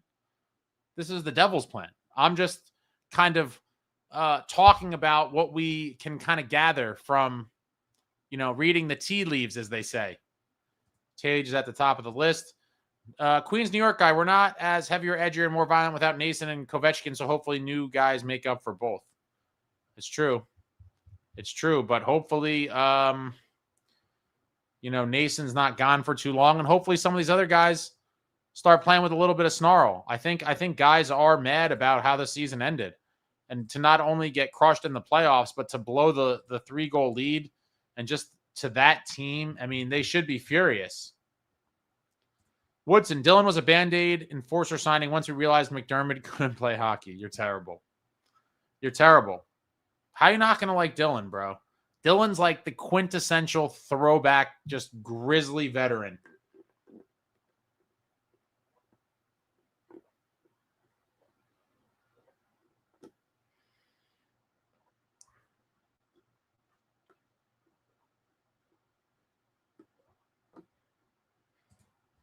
Huskin changes. The Devils gave Luke Hughes no trade protection until the final 2 years of the deal. Then he gets a 10-team no trade clause per pucks and pitchforks. I mean, that doesn't look like what they have put on here.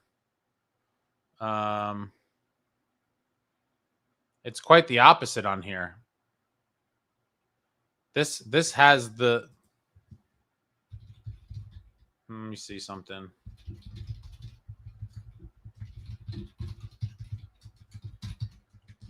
Maybe Puckpedia has it wrong.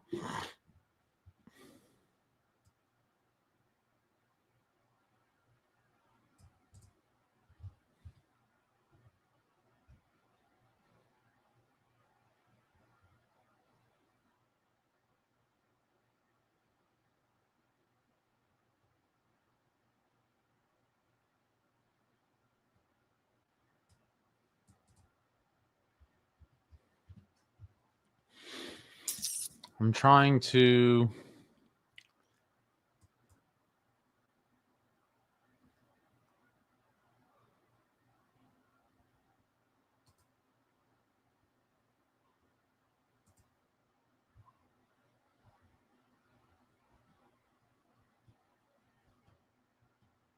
I just missed something here. But yeah, if you look at the no trade is in the final 2 years.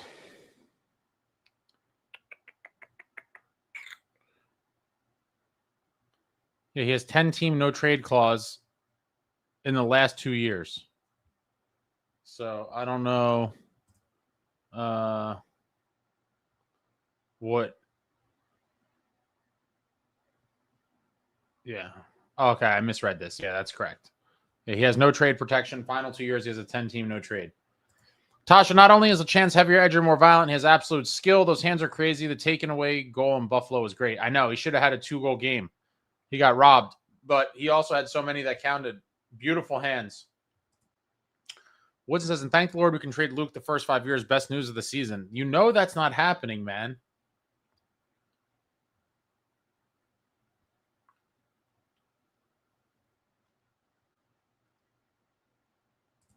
Tasha said, I was going to say, I think that could be the best line in the league, but I thought it might be be a bit too delusional homer bias. I mean, 3 bona fide all-stars, no homer bias there, Tasha. Jack Bratter and Tage Thompson is right at the top of the list. Justin Smith, the crash line and the A line, two of the best lines in Devils history. Could not agree with you more. Love both of those lines.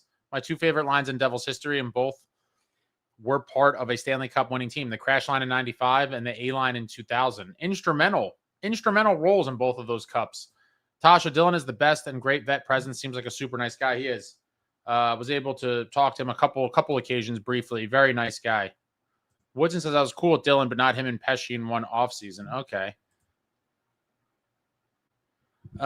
Richard, I can pretty much tell how old all you great fans are, despite some real doomers, but let's see where we are at after 25 games. Old school, but I do not trade assets for Quinn. Will he be an FA in 2? I mean, listen, I could understand that train of thought, Richard, for sure. I would like him here sooner than later, and especially if we're able to get him by trading futures and like defensemen that aren't going to be in our everyday lineup already, then I feel like we're adding Quinn without losing much. But I certainly can respect your thought process and like, let me just wait the 2 years and get him for free. But those are two crucial years that he could be here. Jack says trade for Brady Tkachuk in Ottawa. Oh man, I've beaten that drum to death going back a couple seasons ago. I absolutely love Brady Tkachuk, one of my favorite non-Devils in the entire league. Brady and Matt, both beasts.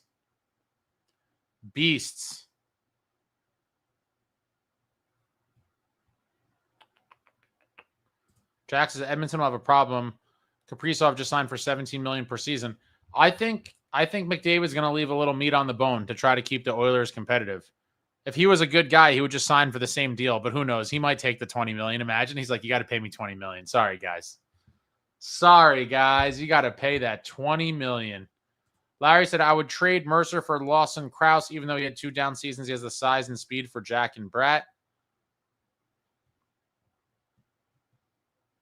Okay. I haven't seen enough of him, honestly, to seen let's see what he did.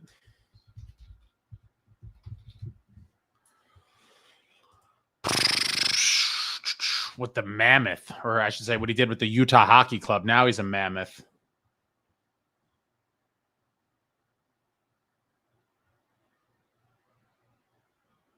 His numbers are kind of all over the place.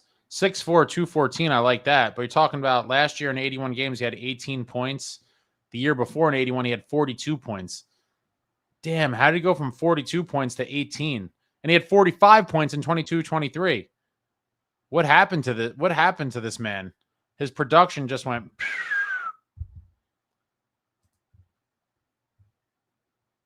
Jack says if McDavid gets 18, Edmonton will have 50% of the salary cap and 4 players.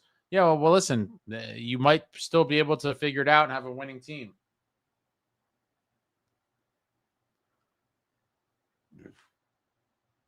Justin, I think he stays there too. Woodson says Christmas comes for Woodson when we trade Jack and Luke in 2030. Oh my God. Tasha says, and Christmas comes for Ace when Woodson stops joining the lives. Yo, the Doomers, guys. The Doomers. Sean, agree with Tasha. Cook. Quinn will be here, no doubt, but we need forwards too. Completely agree, but we're going to see. We're going to see how this whole thing shakes out. Imagine if it happens like prior to the regular season. I don't think it will, but imagine the bombshell just comes out tomorrow. Like, Devils acquire Quinn Hughes. I mean, that would be just absolutely bananas. Jack says Draisaitl 14.5, Bouchard 10.5, Nurse 9.5, McDavid makes 13.5 now. That's 50% of the cap. The cap is going up, but as the cap goes up, all of these players and the salary scales for every position is going to go up pretty much directly with the salary cap going up. You know, the percentage of cap, that's the game everybody's playing. What percentage of cap is this guy getting paid? What percentage of the cap is that guy getting paid? And that's how all these things are worked out. This is professional sports, guys. This is big business. Big business.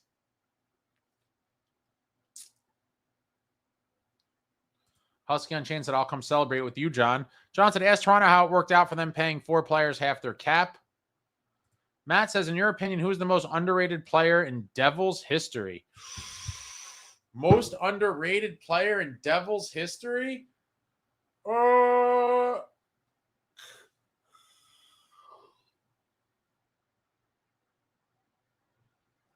That's a really good one.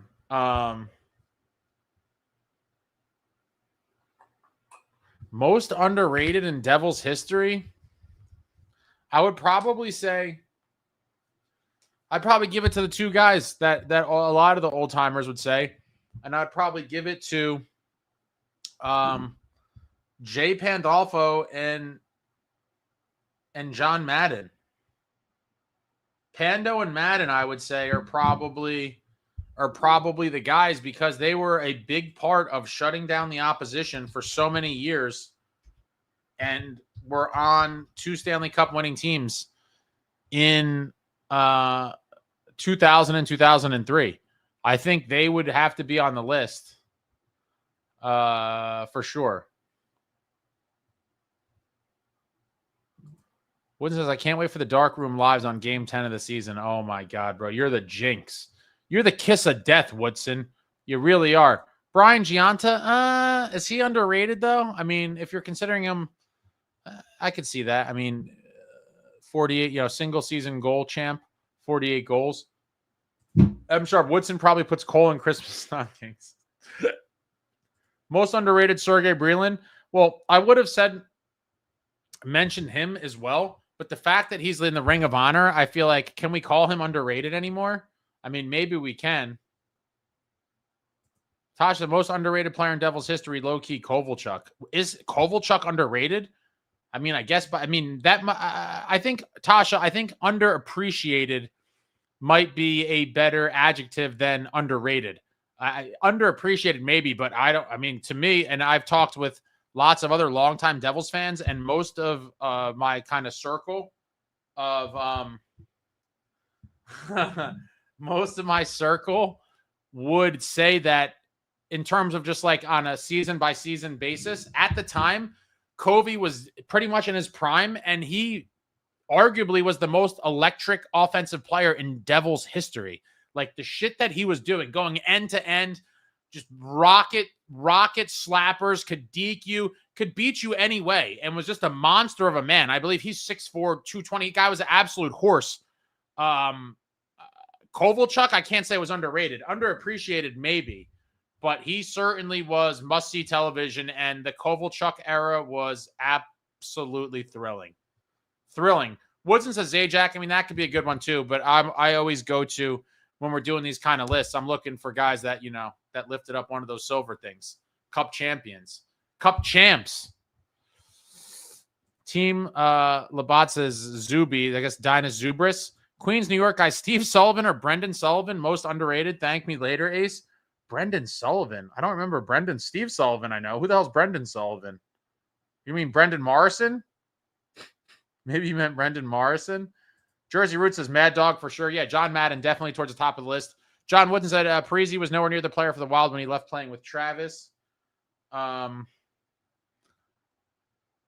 Steve the Maniac just texted me on defense. He said, don't forget Whitey. Colin White on defense. Absolutely. Whitey, a big part of the 2000 and 2003 Cup winning teams, kind of got lost in the mix because of all the star power we had on those teams, even on defense, right? It was a defense that had Scott Stevens, Scott Niedermayer, Marty was a net. In 2000, we had Gomer and Mogilny and Lemieux. And, so Whitey kind of went under the radar. One of my favorites, just because of his style of play, absolute just warrior, will punch your face in, block shots, hit guys in the corner, just do everything he could to win. Whitey was a ultimate warrior. And he's a guy I think that kind of gets forgotten about because of all the other names on both of those teams. But another guy that won 2 cups with the Devils that might not get the recognition he deserves because of all the other guys that were on the team at the time. Cook says, my job maybe go to the Rags versus Boston game Tuesday. Almost made it on the Jumbotron of my Devils gear, but Boston scored the game winner and the camera guy was in the suite. That's pretty hilarious. Alex, Zubris is a great one. Schneider got those injuries, but man, he was good when he was healthy. Yeah, Corey Schneider had some couple very good seasons on some very bad Devils teams. Woodson says Zubris took so many penalties. Jersey Roots, Zubris is a great dude. He's got a place in Tom's River. Really? That's super interesting. Alex Russo says Dumo, RIP. He looked awesome with us. Yeah, good for him. We have so many defensemen. I would have loved it. If we didn't have so many defensemen, I would have loved him back. But good for him. He had a great showing in the playoffs, and he got that money. Who would have thought? Steven says, imagine Kovalchuk on this roster. Oh, man. No, I cannot. A line of Jack Hughes, Bratter, and Ilya Kovalchuk would be absolutely filthy. Oh, man. If only we could have a time machine. Justin Schneider was a waste of a trade and signing. I mean, I don't think drafting with that pick, we would have had anything that would have been, too substantial to help us moving forward. I mean, the team was just kind of in shambles for so many years. Woodson said Kovalchuk is Ovi level in Russia. Really? I know he's big in Russia, but isn't Ovi like, the guy bigger than anything there is? Husky, we need someone to hit that 50 goal mark. Would love to see Jack do it. It is crazy that, there was a time where it seemed like Jack had that one year that he was on pace for a while, and then he kind of trailed off. But the Brian Giunta 48 stands as the mark right now. Can someone get that 50? JJJ810, Taylor Hall, only Devils player to win the Hart Trophy. Completely agree, JJJ, that he was great, but I can't call him underrated because he won the Hart Trophy. I mean, that's like the definition of being rated. We gave you a trophy because you're the league's best player. So underrated, no. Again, could that fall under underappreciated, or maybe over time Devils fans have kind of soured on him because of a myriad of things? Maybe. But I don't think he was underrated, but maybe underappreciated. But it is it was a phenomenal season for him to drag a very mediocre Devils team to the playoffs. He dragged them on his back. It was insane. Tasha says Kovalchuk is Ovi level in Russia. Michael, Breland is underrated as a player. I feel he's in the Ring of Honor for being a coach and time served on the team. I mean, being a coach and time served might have played a part in it, but I think the basis, the roots of his induction is that he was a 3-time Cup champ and a great role player. Yeah, Brendan Moe. Okay. Woodson said we got soft after Covey bailed on us. Yeah, love me some Whitey. Woodson says Brendan Smith has been our toughest player in the last 10 years. Sad. He's definitely up there. Is he the toughest? So you're talking about back to 15? 2015? He's definitely on the short list. I think Dilly's tougher, but Jack says Colin White was a tough player. Queens, New York guy, for talking guys who helped us win a cup, then it's got to be Randy McKay, 8 goals on the fourth line in 95 playoff to help us win our first cup. Yeah, Randy definitely could be on there as well. Another 2-time cup champ. He's the 95-2000 variety. We have some guys that were 95 and 2000, then there were some guys that were 2000 and 2003, and then there's one man. I got a good trivia question. I have a trivia question. All right, guys, I'm doing a contest giveaway. This one has inspired me, and I'm sorry this contest is skewed towards older fans. I'm so sorry. But everyone get ready to type. It's going to be the first one to get the answer. It's going to be the first one to get the answer. You'll be able to pick from a few prizes. Are you guys ready? I was just inspired by a trivia question. This is going to favor the old fans, unless you have super fast fingers to Google this, but I think someone will know it before you could Google it. All right. We were just talking about, I was talking about guys that won 2 cups. And I just said there was guys that won in 95 and 2000. And then there was some guys that won in 2000 and 2003. However, this is a contest. If you're paying attention, get your fingers ready. There was one man who was part of the bookend teams. One man was on the 95 team and the 03 team. The first person to name that man will win a prize. Waiting for it in the chat. First person to type which player was on the 95 and 03 team. Not the 2000 team. 95 and 03. Not the 2000. There was plenty of guys that were 95 and 2000. There were guys that were 2000 and 2003. This player was on 95 and 2003. Oh, man. I'm shocked no one got it yet. No one has gotten it yet. People are just guessing. Oh, my God, Woodson. Shame on you, Woodson. I expected more from you. Oh, I'm going to judge. So there it is. Matt is our winner. Congratulations, Matt. Tommy Albaline. He missed the L, but I'm giving it to him. No, it's over. It's all over. Matt wins. Tommy Albaline. It's over. You people are just guessing terrible names. I'm ashamed of all of you. The answer is Tommy Albaline. Matt, you are the winner. Send me an email, and I will send you some things to pick from the prize box.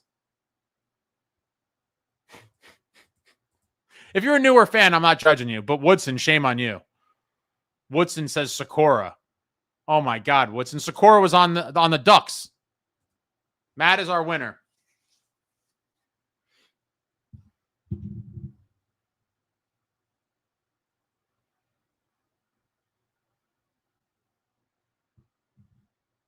Yeah, sure you did, Woodson. It's all right. You just lost 10 points. Some horrible guesses out here.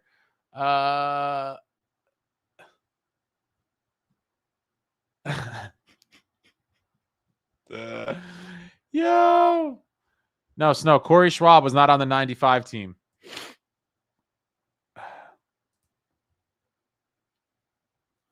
Schwabi.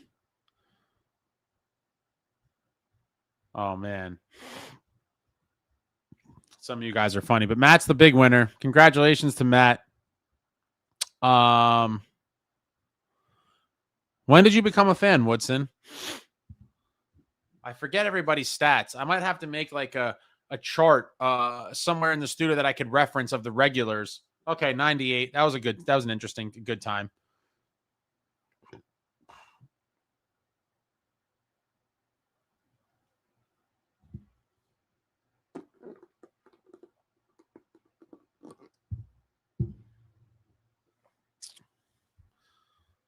Matt is the winner. I wonder if he knew that or he looked it up. I feel like he probably knew it. That was a pretty, I would say that's on the, that's not that hard of a question, but it's definitely not an easy one. I forget. Tommy Albaline was traded, I believe, during the following season, during the 95-96 season. And he bounced around to a bunch of other teams before he came back to the Devils in, I think, 01 or 02. Yeah. Yeah, that was a good one. That one just kind of popped in my head. To answer your question, yeah, Queens, New York guy. He was traded the year after the Devils won the Cup, and then he was on a couple teams, and then he came back later in his career. I'm sure that was a good question. Matt says, I knew it. I've been a fan forever. Very nice. Jersey says, good for you, Matty boy. Queens, New York guy. Abilene was solid, and we had that same type of player in Severson, and it has hurt us ever. It was solid. We had that same type of player in Severson, has hurt us ever since. Yeah, Severson kind of got a lot of unnecessary and unwarranted kind of flack, in my opinion. And I did tell people, like, while he does make mistakes sometimes, we will miss him when he's gone. And, that certainly was the case in 23-24 when we lost him and Graves in the same offseason. And we had Nemitz and Luke, very young and inexperienced, out there playing some big minutes on some nights. And some nights they looked pretty damn good. And on some nights you're like, whoa, we have two wildly inexperienced rookies on the blue line. And we are going through painful on-the-job training right now. Da-na-na-na. Da-na-na-na. Yeah, so I'm trying to figure this out. Let me see here. The Rage Quit Gamer. Oh, man, things that make you feel old. I was born in 98. Funny enough, the reason I'm a Devils fan is because my cousin played for the Devils Mites team and went to school with Kyle Palmieri. Very nice. Yeah, so even people born in 98 are 27. My God. Husky, crazy trades by Lou that actually worked out. He was the man. Oh, Lou was no one better. Lou's an absolute gangster. What a legend. Jason, our decor was horrible in 23-24. Yeah, it was. And it was when Severson and Graves left and we had kids out there. Steven, someone on the subreddit of the Devils works for the Devils, and they said Severson was a massive jerk. That's interesting. I would have never thought that. I think I only met him maybe once or twice, very briefly. Steven says, never looked at Severson the same after that. Tasha, my favorite stat is that Luke Hughes wasn't alive for any of the Devils Cups. Yeah, it's crazy. Wild. But I'm working on a massive giveaway show. I guess I'll take the time to kind of plug some of this stuff here. Yeah, so I'm going to be doing a massive giveaway show at some point in the very near future. There's going to be merchandise, memorabilia, tons of Devil stuff. I'm slowly putting it together. I have a lot of stuff, a lot of cool stuff spanning all of the, the past few decades, I guess. But follow your boy on Instagram. Link is in the chat. Follow me on Instagram because some of the things are going to be exclusive to specific platforms. The live show will be taking place on this YouTube channel. And I guess there's probably some of you watching on X too. This is on X as well. I don't know if I don't think the giveaway show, maybe it will be on both. I don't know. I haven't figured that all out yet. But link in the chat. Follow me on Instagram. Follow me on X. Subscribe to the YouTube channel. There is going to be a massive, massive giveaway show in the very near future where I'll be giving away, cool merchandise, Devils merch, memorabilia, signed pucks, regular pucks, just tons of shit, signed photos. I'm just kind of going through and trying to, bobbleheads. I'm going to have a little bit of everything. It's going to be a ton of stuff, and there'll be a ton of ways to win. Some of it will be like questions like I just did. Some of it I will do like stupid stuff, like I'm thinking of a number and write it down just to try to make it a little more fair. The trivia questions, there will be some trivia, but I don't want to make it complete trivia because I don't want to penalize. I don't want to penalize newer fans. So there'll be some trivia, but I want everyone to have a chance at winning something. And so it's not going to be all trivia, but that will be some of it. And a lot of it will be more channel trivia to reward the people that, participate in the lives and watch the videos and stuff. So some of it will be like random. I'll ask about random stuff that I may have said in a previous video or something so that people that watch regularly have some sort of advantage for that question. But it's still a work in progress, but it's going to happen very soon. Yeah, so follow me on everything. X, Instagram.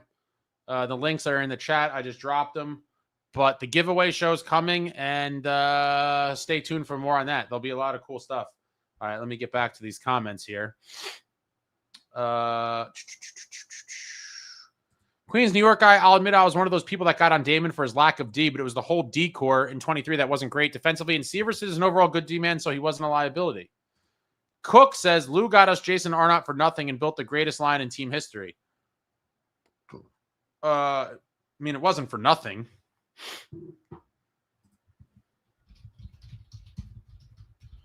And I sent Jason Smith and I forget what else. Let's see.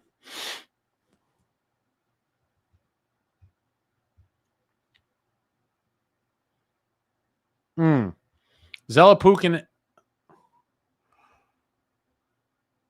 Yeah, Billy G. I mean, Billy Guerin was a great player. I was crushed when we traded him. I loved Guerin. Who the hell did we trade Jason Smith for?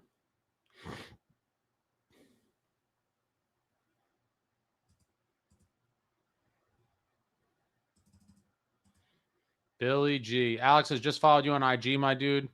To the moon. Thank you, sir. Thank you, sir. Jason, when I was younger, I started watching Devils when I was about 8 years old, around 93-94 season. I actually have an Arnott jersey. I always liked the style of play when we traded for him. Absolutely love Arnott. Beast. Beast mode. Have been dying for a big hulking center like Arnott for years now. Jersey Roots, don't be sliding into Ace's DMs.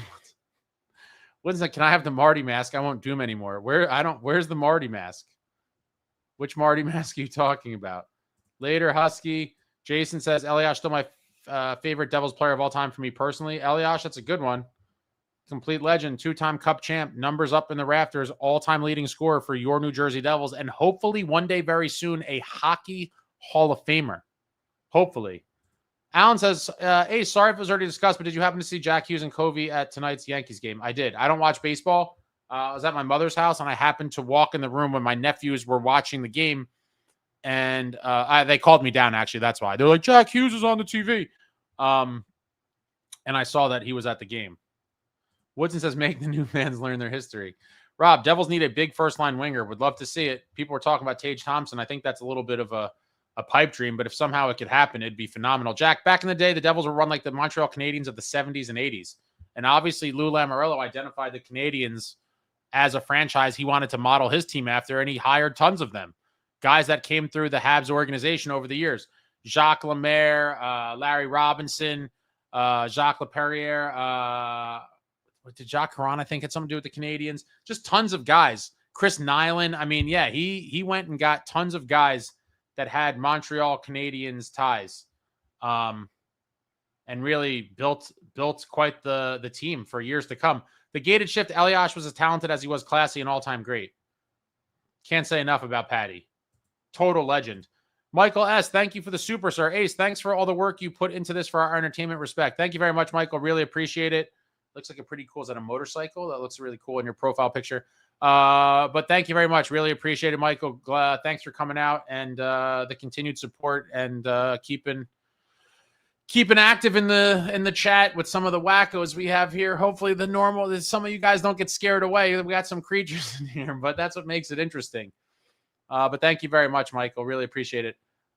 They should hire Woodson's wife. What? Woodson, you're blackmailing my boy. I'm so confused. Jack says the Devil system was based in Montreal. M Sharp, running with the Devils merch. No, I'm talking about just like Devils member. Are you talking about the show? I'm talking about like I'm gonna be giving away like Devil stuff, not my stuff. I don't have any merch. Maybe one day I'll do it again. It's a pain in the ass. But like Devils pucks, player signed photos, stuff like that. Jace, no, the first month of our season is going to be super important. The schedule's brutal. Absolutely brutal. Brutal.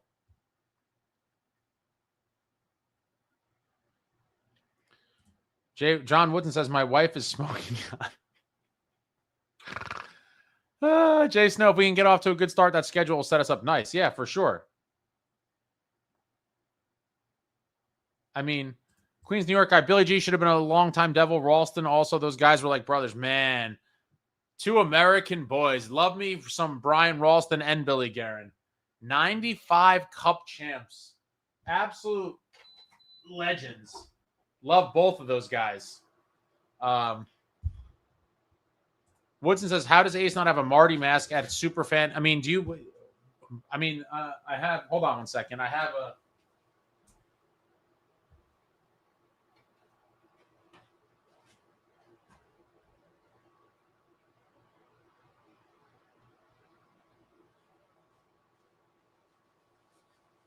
are you talking about like this, Woodson?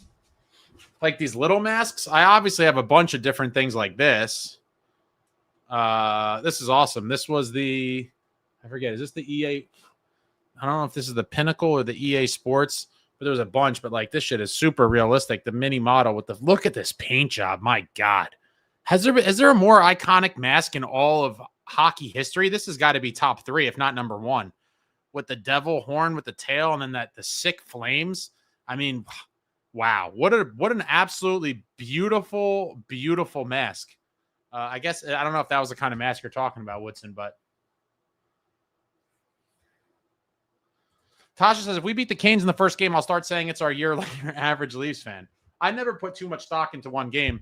Like someone else just mentioned before, let's see how we look in the month of October. It is a brutal schedule, starting 3 on the road against good teams, and then we play the Cup champs and the Western Conference champs back-to-back to open up our season at home. And then for the rest of the month, outside of the 2 Sharks games, I think there's 2 Sharks games, no easy wins. No easy wins. The gated shift. Did Lou ever say how he became so connected with ex-Canadians? Takes some pull to bring all those legendary figures to New Jersey. I forget. I did hear Jacques Lemaire tell a story, and I'm a little fuzzy in the details. I have to go back and see where I found it. But I forget. There was a mutual friend or acquaintance of Lou Lamoriello and Jacques Lemaire.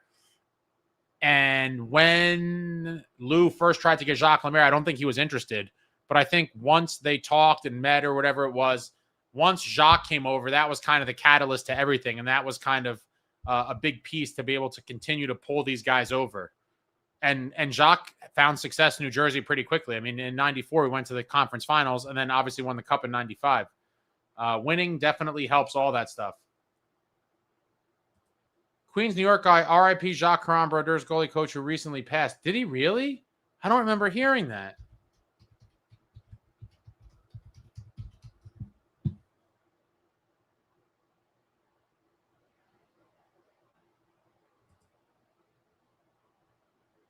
I'm Googling that now. I don't see that anywhere, and I hope you're wrong. As far as I know, Jacques Caron, that's... Where did you hear that? That messed me up. I just looked it up. It doesn't say that on Google, and I hope you're mistaken. Queens, New York guy, Bure brother's dad, who also on our coaching staff. No, that I know. Vladimir Bure, rest in peace, did pass.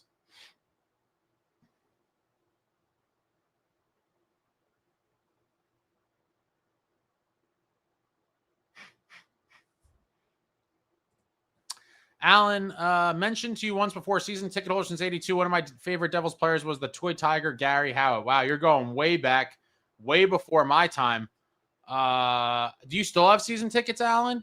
I mean, that's insane. Yeah, right. You're talking about 43 years. You saw some bad teams and some great teams, Alan, in the Brendan Byrne Continental Airlines Arena. Tasha says, Woodson thinking about the Marty goalie pads.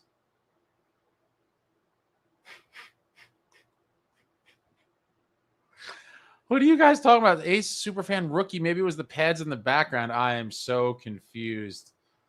Oh, my God. Tasha said exactly, if she's not in Running with the Devils live on Wednesday at 11:58 p.m. at night, what is she doing? Man. Queens, New York guy. We all know Brodeur was our goalie. Jesus, when he wore that mask showing his full allegiance to New Jersey. What a beautiful mask. Matt, I always liked Eddie the Eagle's mask too, Belfour. His masks were always great with the iconic eagle. He had that in Chicago. He had it in Dallas and everywhere else.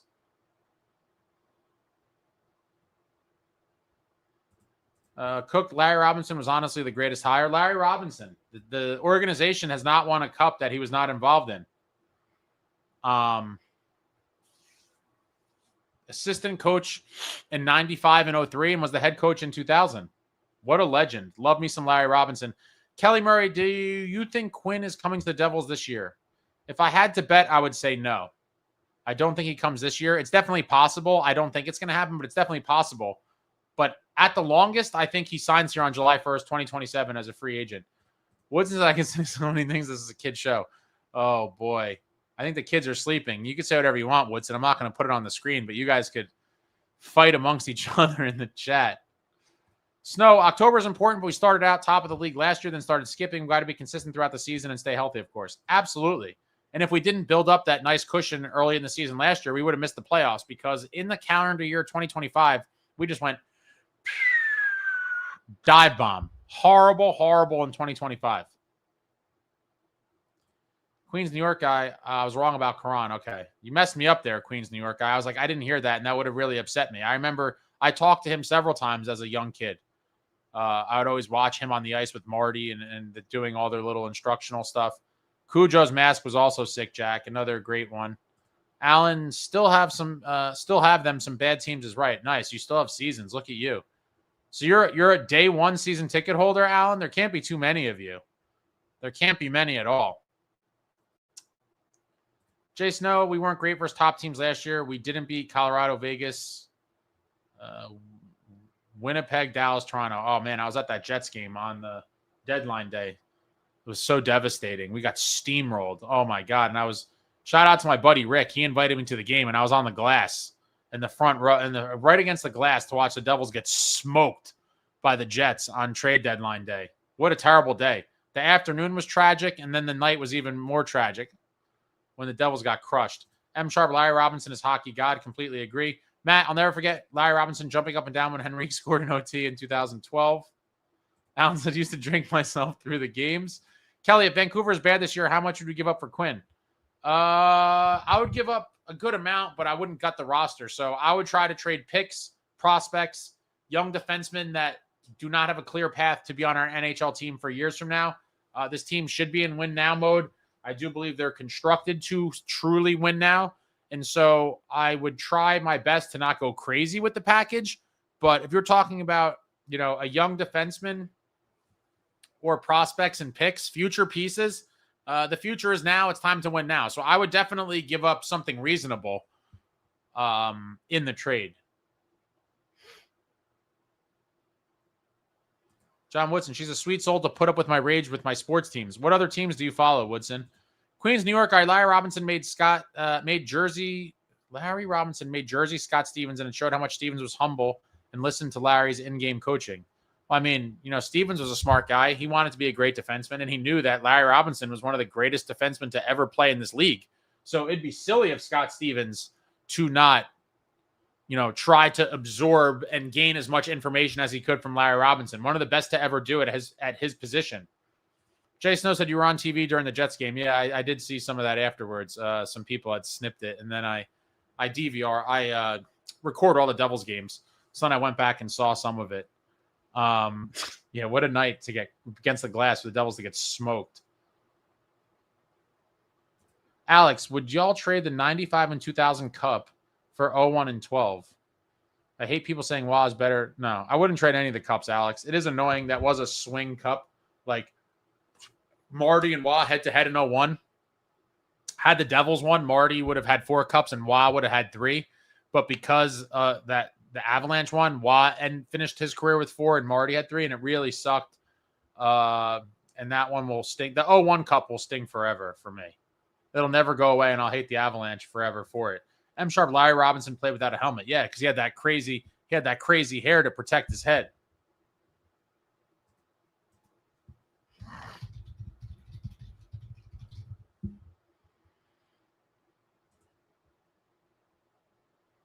He eventually wore a helmet, though. Oh, wow. Atlanta Braves and Michigan Wolverines. Okay. Amagi says, might have to wear my Luke made in Canada to the home opener. Very nice. Sean says, we win 4 in a row. I will believe Cup ready. While I think 4 in a row is nice, again, I said, just win 3 out of every 4. I don't care if they never win 4 in a row. It would be nice, but win 3 out of every 4, and that will make you the best team in the league. But, it would be nice to get that monkey off our back. We're a few months shy of it being 3 calendar years. Woodson, nothing beats college football or hockey, though. Still hate Colorado. Cook, 01 was the worst. We blew it. Yeah, it really was. I was in the building. After being in the building for Game 5 the year before, Game 5, 2000 Stanley Cup Finals, your New Jersey Devils up 3-1 in the series, coming back to Continental Airlines Arena, the Cup in the building, and the Devils with the chance to skate the Cup. A young 14-year-old ace is in the building, and the Devils lose 1-0 in triple overtime, and the Cup was not meant to be on home ice. They were polishing it up in the tunnel, and they put it back in the box, and they flew it back to Dallas. Luckily, the Devils won in Game 6 and brought the Cup back home, but that was painful to be at that potential Cup-clinching game where they failed. And then the next year in 01, the Devils up 3-2. Cup in the building again with the chance to skate the Cup on home ice against the Avalanche, and the Devils blow Game 6 at home. The Cup goes back to Denver for Game 7. Devils lose Game 7, and what a disastrous ending. Michael S., the 95 Cup was the best. The underdogs swept the Red Wings. No one could believe it. Yeah, no one gave the Devils a chance. Snow, if we're giving up a bunch of assets for Quinn, why not use those assets for a forward? Quinn is my favorite Hughes brother, and I really want him, but we need a forward. Snow, because I agree, the forward is probably more of an actual need, but in the end, read the signs, man. Just read the signs. The plan is to get all 3 of the Hughes brothers. I agree. It would be nice to get a forward, but that's not the plan. Woodson says, while painful, I was good with Ray winning a cup. I didn't want it. That 16W is being rammed down our throats. It was all just nonstop media coverage. Jay Snow, it sucks. I was so young when they won the last cup. I need to see another one to really enjoy it. How old are you, Snow?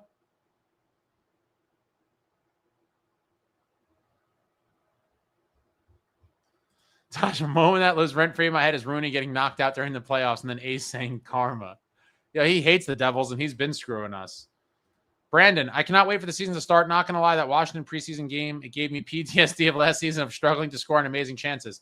Oh, what do you mean? The 2-on-0, like Jack and Bratter, passing it back and forth and ripping it right into Lindgren's leg pad?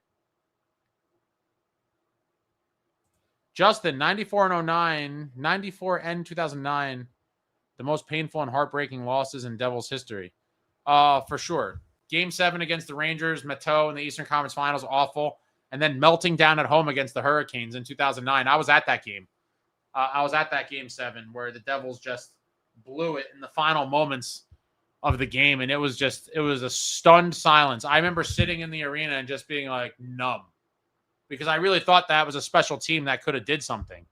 I really thought they were. I said, 09, I sat there in the dark for a while.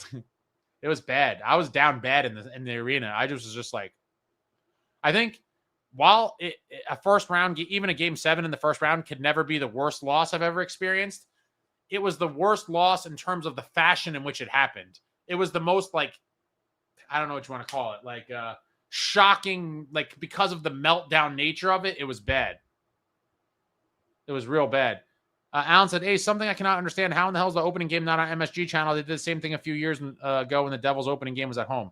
It's brutal, man. It's all money and all this, I hate it too. It's like you got to have a million different streaming services, this, that, and the other thing to follow it all. It sucks. They make it for a sport that's trying to grow. They certainly make it really difficult to watch the games. I agree with that. Oh, Snar, you were 12 in 03. Okay.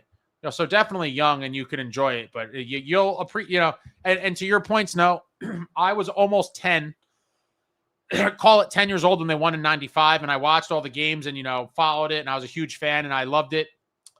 But even the difference from the 95 Cup to the 2000, because then in 2000 I was 15, the 15-year-old Cup felt even more special because now you realize more, I'm more engaged. I was going to more games as I got older. And then finally in 03, I was the oldest by far, and I had a license, and I'm driving myself there, and I'm way more connected to that team. So for my own personal reasons, that's why the 03 team is my favorite, because I was the oldest and the most tied to that team, even though I feel very tied to all of them. But that one, I was very much like really went to a ton of regular season games that season. It was my senior year of high school. I went to all the home playoff games except the first one against Boston. And so that one will always be more special to me. So it is true, Snow. And I can't imagine winning one like as a full-blown adult now. The last one was 03, and I was a senior in high school. Like I said, like, yeah, that's adult-ish. But, that versus a 40-year-old man, and now having not had a cup for all those years, it certainly becomes more special, I think, when you're older. Cook says, I was 23 last time we won, and it's been too long. It's been forever, man. It has been forever. Trying to watch hockey sucks.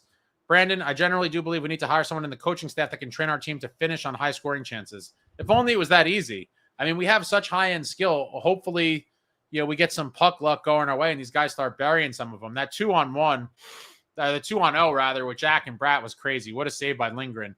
Snow said, when you're young, you don't realize how special it is. I did know, but it becomes more special as time goes on, for sure. You look back and you're like, my God, like what a lethal team we had. And how special it is to win a cup and how hard it is. Tasha, we'll see the season, the Bratt and Jack 2-on-1. I don't read too much into it. It's preseason and there's a clear lack of care. They're just having fun, whatever. Cook, totally understand. Was 15 in 95. The later cup wins were better. I understood the game. Yeah, you just know more and you're more aware. So as you become older, it's like, wow, you're just kind of deeper in the trenches. And I certainly was on the front lines in 03. It was phenomenal. What a time to be alive. Senior year of high school, tailgating, getting tickets for dirt cheap to playoff games. I mean, pinnacle life for me, honestly. I think I tell everyone that. I'm like, my life peaked in 2003. Like, that was it. 2003 was peak life for me. It's all been just kind of a little rocky road ever since. Amag said, I wanted to toss my ice cream at Lindgren when he did that. Man, it was a little bit of luck by him, but he did play it pretty well. A lot of passing back and forth. And I don't think that Bratter thought it was coming back. I do think that he thought as he passed that, I think he thought and expected Jack to rip it. And then it came back to him and he was in pretty tight. I feel like he probably felt a little handcuffed. and just tried to get the shot on net versus missing the net. I mean, if he missed the net, I can't imagine what people were saying, because people were complaining like crazy that, like, oh, why didn't he shelf it? Why? I mean, like, he was just trying to hit the freaking net, to be honest. I don't think he expected that puck coming back to him at all. Brandon, I do agree the Devils have been brutal for a while now, though, for those chances. Jersey Roots. Like and subscribe, all you filthy animals. Thanks. Yeah, hit the thumbs up. If you're not a subscriber, subscribe. Hit that subscribe button. Lots of exciting stuff in the works, and we are now, as of 5 minutes ago, because it's officially the second, we are 1 week away, my friends, from opening night. Jay Snow, the second season of NHL on Prime is coming out. Such a good series. Wait, when does that start?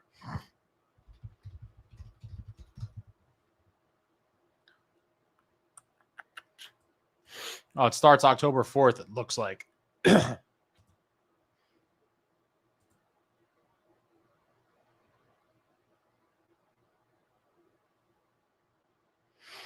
Yeah, the clips look pretty good. They've been showing Sid and stuff. Yeah, I think it's called Face Off. Tasha, yeah, and I agree, but a new season equals new squad, fresh start. We'll see. Yeah. Ava, 95 Cup. I was a senior in high school. Very nice. I was a senior in high school for the 03 one. Amagi, that NHL shows the bomb. Didn't expect it to be that well produced. I mean, yeah, they got big money, man. I mean, they have a real, film crew. McDavid freaking out in the locker room during the finals was epic. Alan, I can tell you the thing I miss in the good old days of the fights and the bench clearing brawls. Oh, I'm right there with you, Alan. I love the fisticuffs. Love the old league. And that's why Curtis McDermott is a legend in my book. That 5-on-5 scrap at the Garden was beautiful. After getting pummeled all season long, the team finally showed they had a backbone. M. Sharp says Jack was doing a lot of passing preseason. Michael S., I'm out of here, boys and girls. Let's go Devils. Take care, Michael. Brandon, on the bright side, our first month is very tough, so we should know pretty early what this team is about. Completely agree. Tasha, Jack has 4 assists and 0 goals this preseason. I'm not too worried about Jack. It is preseason. Obviously, you'd like to see him bury some, but what did he play? 2 games? I mean, let him rest. Let him rest up and save it for when it counts, which it will start counting in a week from now. A week from today, back to where the season ended. What a brutal, brutal Game 5. Oh, man. I couldn't believe it. I really thought the game was over. When we had the 3-goal lead, I was like, this is amazing. I was looking at tickets for Game 6. I was like, oh, man, if they could win the Game 6 and force the 7. I was already visualizing myself drinking beers on, Championship Plaza in front of the Rock. Maybe I got ahead of myself, but I really thought we had it in the bag. Unfortunately, did not. Jay Snow, imagine getting to see behind the scenes of some of those Scott Stevens moments in the playoffs. No, I really can't. That would be,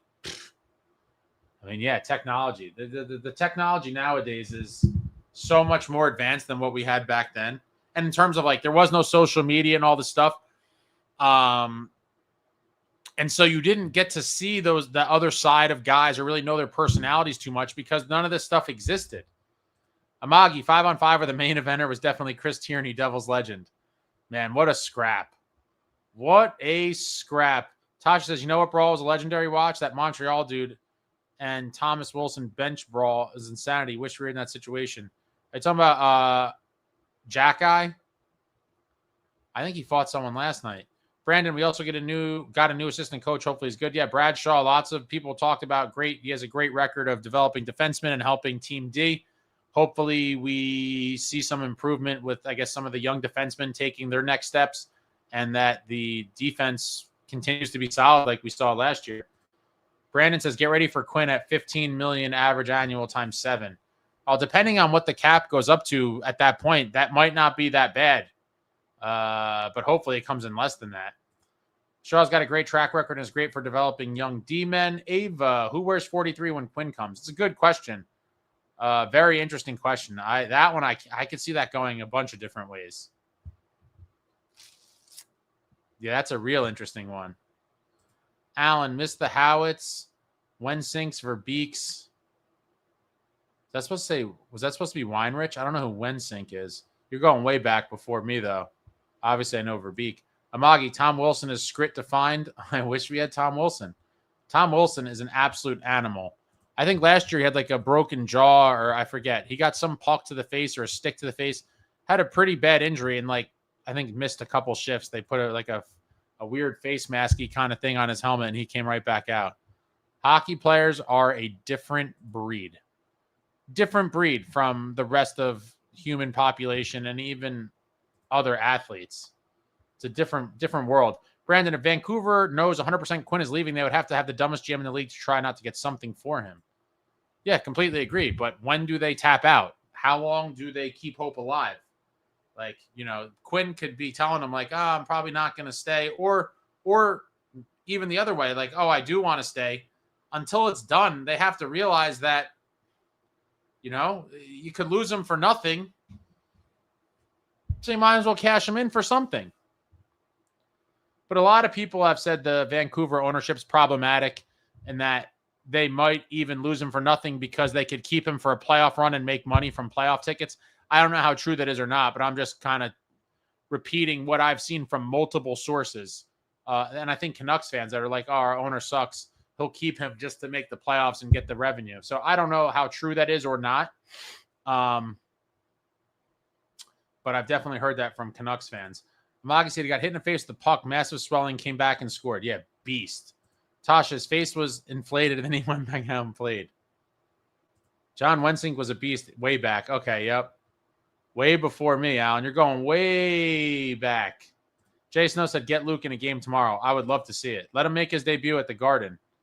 Man, do I have to go see the Lukey comeback tour? Preseason at MSG? I don't know if I have it in me. I despise going to New York City, but I'll think about it. Tasha says, Vancouver ownership lore is crazy. The Aquilinis. I've heard some crazy stories. All right, kids, I'm going to take a potty break real quick. 2 minutes. Questions, thoughts, comments, concerns. We'll start winding it down. Throw it out there in the comments. I'll be back. Look forward to seeing what you have there when I come back. Back in 2 minutes. 2 minutes.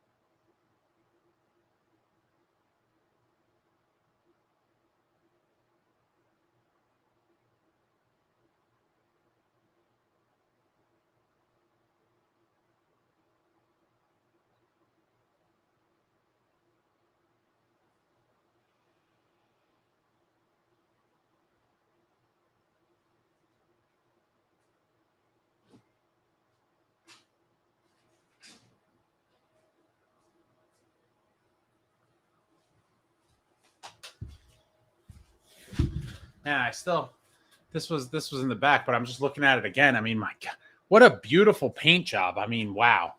What a beautiful mask. Unbelievable stuff. Oh, Marky's going to probably have several nice ones this year.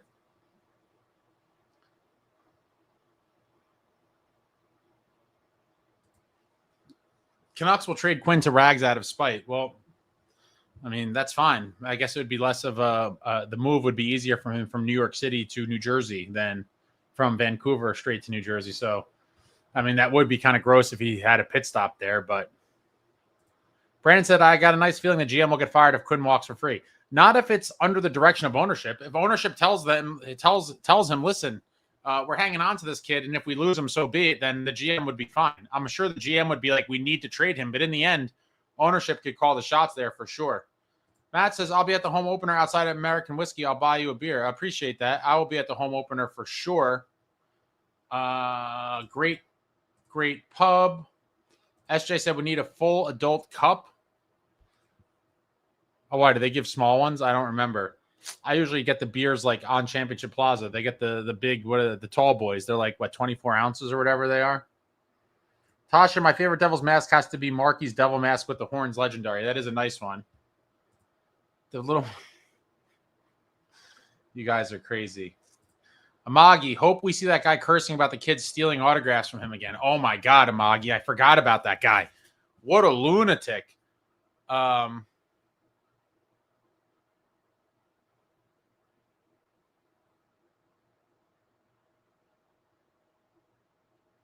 Yeah, me and Amagi were hanging out before the red carpet, I think, last year, right? That's when we had the red carpet. And there was like a full-grown man complaining that the kids were like getting autographs instead of him. I don't remember the whole thing, but I remember the guy should have been embarrassed. I mean, people like that, like, let the kids get the autographs, bro. Yeah, this guy was freaking out. Wild stuff. People need to learn how to act. Brandon, Ace, are you going to change your comments on the screen away from the Flyers orange to Devils green? It looks red on my end. To Devils red. On my end, it looks red. Is it not red for you guys?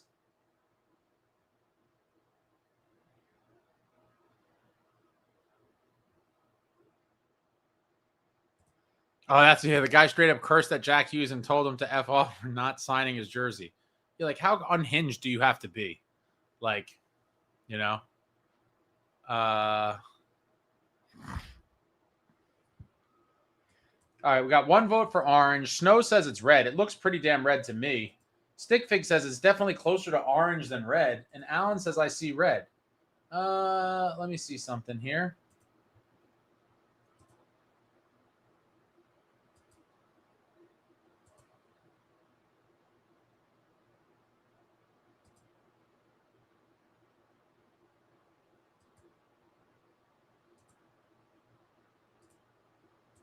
Is that red enough? Brandon says it's orange. Oh, look at this. It's kind of orange. Are we red now, guys? My God. Maybe I'm losing my eyes. I'm losing my eyes. Tosh says, that's insane. You're a grown-ass man. Grow up. That is generally so embarrassing. If that was me, I'd climb the Brodeur statue to jump off. Another orange. Now Amagi says it's red. Very red. Stickfix. Guy has said he's no longer cute and can't pull chicks nor free snuff from players. Looked like the bootleg Stadium Series jersey before. All right, we're good. Now I got red. All right, guys. I mean, this doesn't look that much different to me, but maybe my eyes are deceiving me, or were deceiving me. Wait, now it's back to orange again? This looks red. Brandon says, how do you guys see red? It looks red to me. It doesn't look orange at all. It's orangey red. Hold on. I can't see I can't see the comments and the. Is that more red? Is it red now? See, this looks more pink to me, but maybe I'm just losing it. All right, everyone's saying this is red. All right. I guess that's red.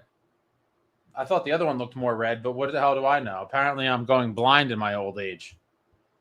Stickfix, when are we going as a group to MSG? We'll promise we'll put you in a center seat, Ace, so you aren't tempted to get into a fight.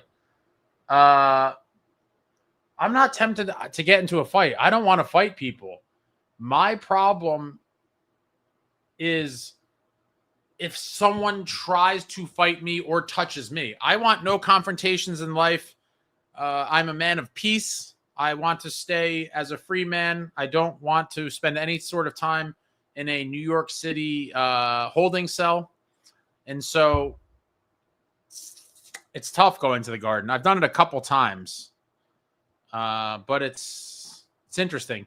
Woodson, Ace jumping from the Rangers to the Flyers, secret spy. Definitely not. Definitely not. Two of my most despised, teams. Amagi, I might go to the preseason game against the Flyers because Wells Fargo is so amazing. I've been there once, and they moved that game to 12:30, Amagi. I don't know if you saw that. I think it's still listed on the website as 3 o'clock, or at least it was the last time I looked.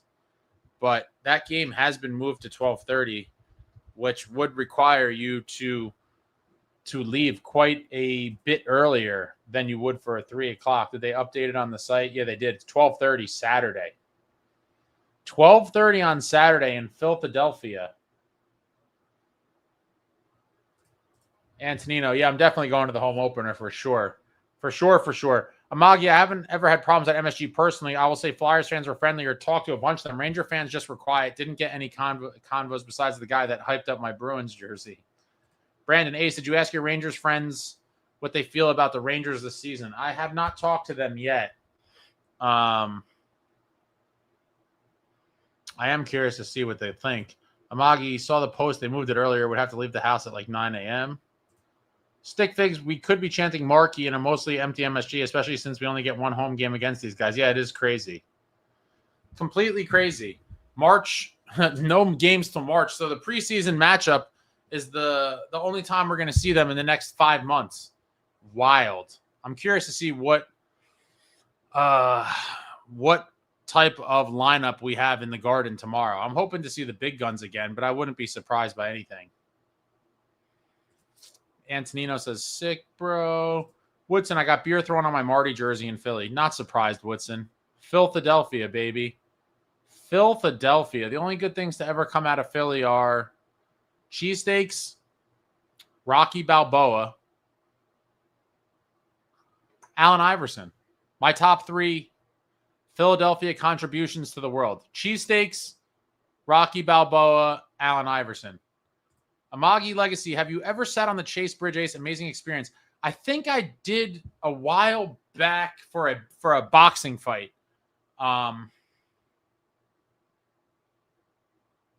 For a boxing fight years ago, I was on the Chase Bridge. So I don't know when you were there. It may have been very different. And I think we were kind of rushing in there, if I'm not mistaken. So I didn't get to explore that much that time. And then I've been at the Garden for a bunch of concerts and things in the past few years, but I typically don't walk around the concourse too much. But I was there for some concerts not long ago.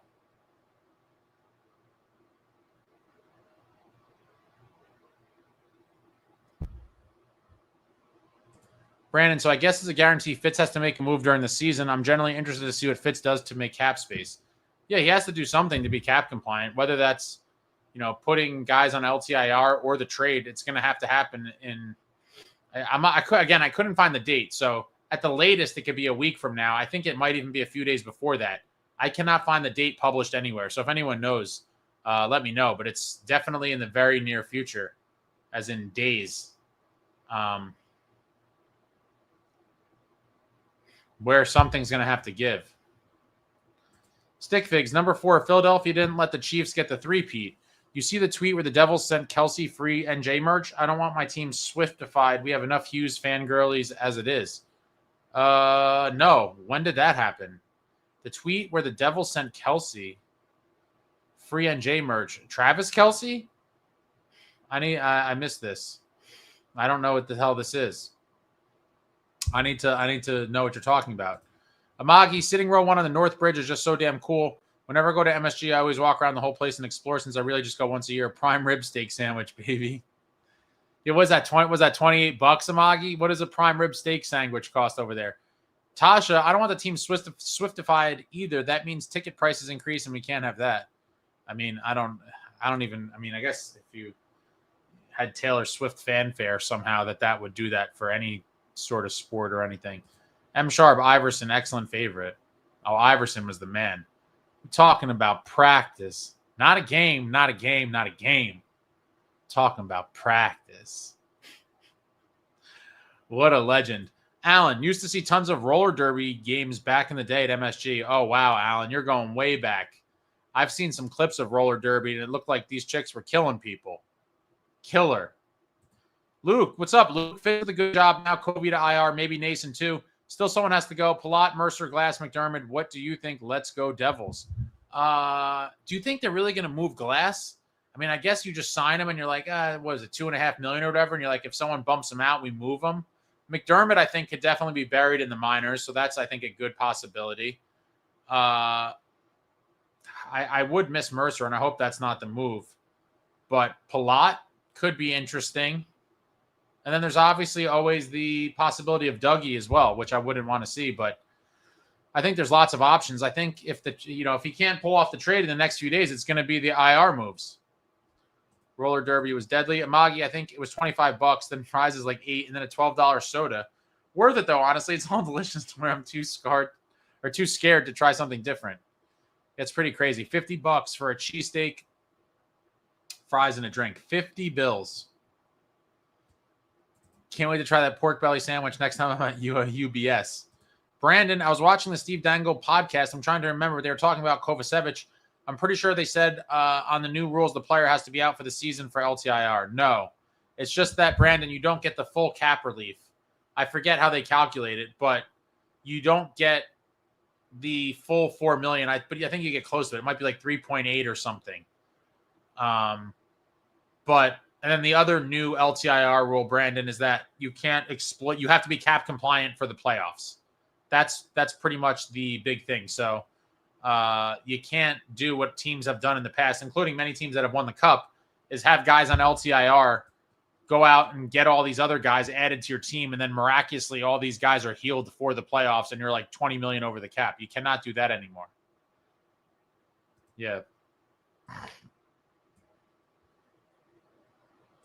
Snow, moving Mercer only makes sense if getting another forward or Quinn. Listen, even I do think that I don't like upgrading a position or adding a piece and then creating another hole. I do think even if you're getting Quinn, while that would improve your defense, if Mercer's in the deal, it's like, yeah, you improved your defense, but you also weakened your offense. So I don't love it for sure, but we'll see how this all plays out. It's a lot of question marks. Rico, let's get rid of Palat and maybe get Raquel. Is that Raquel? He was drafted decently high. Those players can break out. He has 1 to 2 years. Why not try a player like that? Are you talking about from the Pens? Amagi, my luck is getting Kovacevic game-worn jersey, then him getting injured, so I can't get them signed at the next season ticket holder signing event. Even if he's injured, he might be there. He might be there. But hopefully he's back for one of them, Amagi, and you can get that thing signed up. Stick Figs. The one benefit of being a young man in this economy is that I don't know to the full extent how the Prue Center experience falls short to every other. I'm shocked, guys. Every other arena, as I've heard. Yeah, it's it is what it is. Hopefully they improve it a little bit over time. Luke, exactly. Moving Mercer is dog glass. I could see because of all the bottom 6 centers. Yeah, but I mean, if we didn't have glass, Luke, what are we talking about at center? Like, if there's no glass, it's like what is Glendenning your 3C and then Lamico your 4C? Like, yikes. I think that's a little bit of a scary world.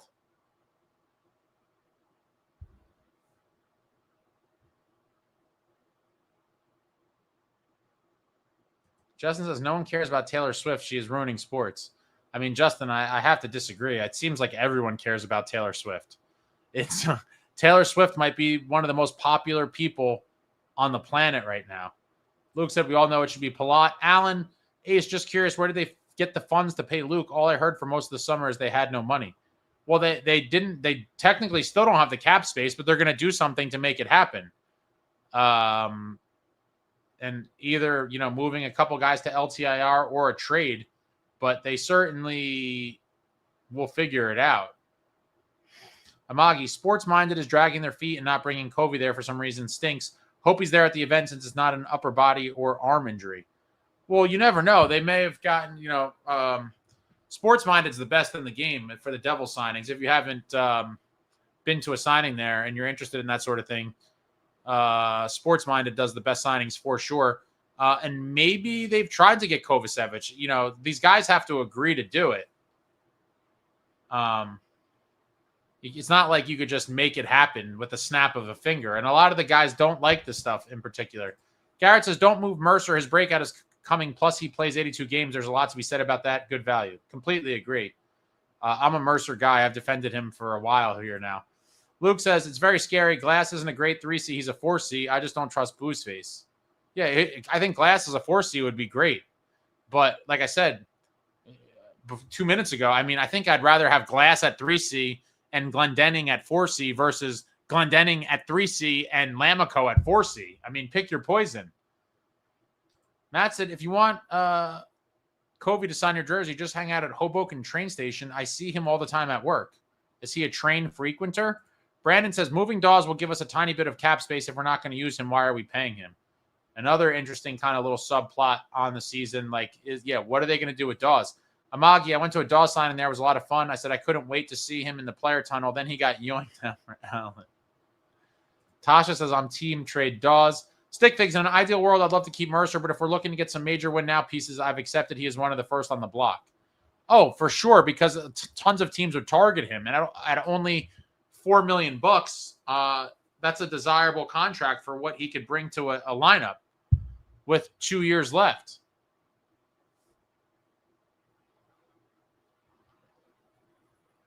Alan says, I hope Dougie's not involved. I feel the same way as you do. I would hate to see him go. Yeah, I wouldn't mind it if we were getting Quinn, but anything short of that, I think, is kind of short-sighted, and we will feel the void. I do think we feel the void. A lot of people just I am a bit surprised at how many people have just kind of completely written Dougie Hamilton off. I think it's a little wild.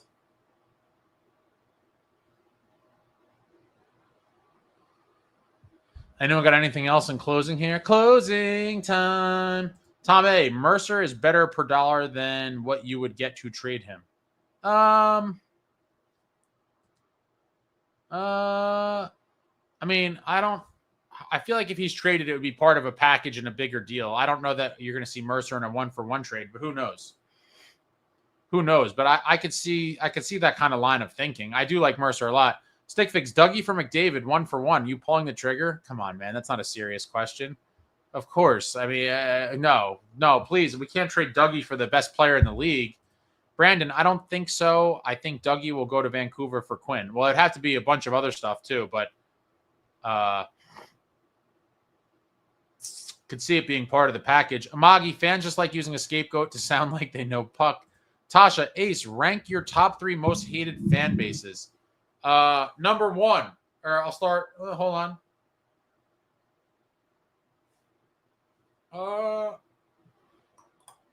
Number 3, Philadelphia Flyers. Number 2, Carolina Hurricanes. And number 1,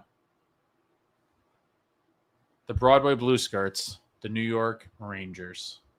Easily. Stickfigs wanted to end the night with a bit of brain buster there. K-Men Tube.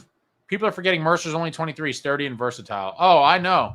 He's still a young pup, and he's playing every game. The Iron Man streak is going. Still many levels to be unlocked to his game, in my opinion. Yeah, 23 years old, guys. Let's give this man a chance. I think it'd be a mistake to trade him too, unless it's like one of those trades where you have to do it. I could see him going to another team and like breaking out and becoming more of a 60-ish point guy regularly. Luke, Palat's moved, let's say, a 2-3 lower-level prospect. Dadonov, Nico, Bratt, Meyer, Hughes, Mercer, Nason, Glass, Brown, Cotter, Glendening, Gritz, Extra, Lamico, and Hallinan.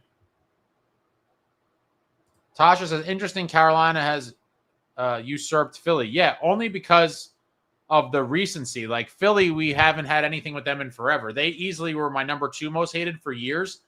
But now that they've been kind of irrelevant and we haven't had any playoff matchups against them and the rivalry has kind of cooled off a bit, Carolina definitely took that number 2 spot and bumped them down to 3. Brandon says, my top 3 is Toronto, Canes, Rangers. I could see that too. Toronto's a little obnoxious, I think. Tasha, mine's the same as Ace. Justin says, New York, Philly, and Boston, 3 most hated fan bases. I could see that. Stickfigs, Rangers Twitter is annoying. I can't stand the rent-free response. We're rivals. But Carolina's online fan base is just straight up deplorable. Yeah. Yeah. The rent-free stuff is ridiculous. Like, rent-free, you guys haven't won shit in forever. Amagi, I keep mixing up Lamico and Haminaho for some reason. Definitely spelled their names wrong. Yeah, you did. But I knew what you meant. Alan, Mercer is another player. I just cannot understand why they want to see him go. Well, Alan, some people are very simple, and he had 50 some odd points in 22-23, and a lot of delusional people thought that it would just keep getting better and better, and that Mercer was going to be like a perennial 70-point guy. I think it was just any sort of hatred or whatever that some people have towards Mercer, I think is just stemming from their unrealistic expectations based on that very good season he had in 22-23. And so I think people were just expecting the moon and the stars. And when his production tailed off a little bit, they're like, this guy sucks. And it's like, dude, no, he doesn't. He's a good middle six-ish type player. Hopefully he could take that next step and become a top 6 player this year. But the expectations were just wildly over the top. And so when he started, went down in production a little bit, people were like, oh, what is that? He wasn't going to score 70 points the following season. It's just, and $4 million in today's cap environment's a joke. I mean, Glass just got 2.5. So what are we talking about? Luke has a dissertation here. Most hated: Rags, Filthies, Carolina, Laughs, Pens, Caps, Isles. I honestly, I hate almost every other franchise. This is just my top ones. I like it. Leafs fans are pretty arrogant for a fan base that hasn't won anything. I have no kind of dealings with Pens people. That's an interesting one that you have on there. Amagi, some fan base where if Jack doesn't get 3 hat tricks in 10 games, they want him traded along with his brother. So no, I think he could easily have that season again. I think if he's in the top 6, he's got to crack 50 points, hopefully closer to 60.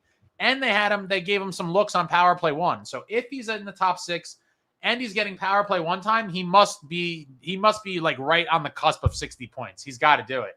That's a lot of opportunity there. Tasha, what song does everyone hear that makes them immediately think Devils? Oh, there's so many for me, probably. All the old school bangers.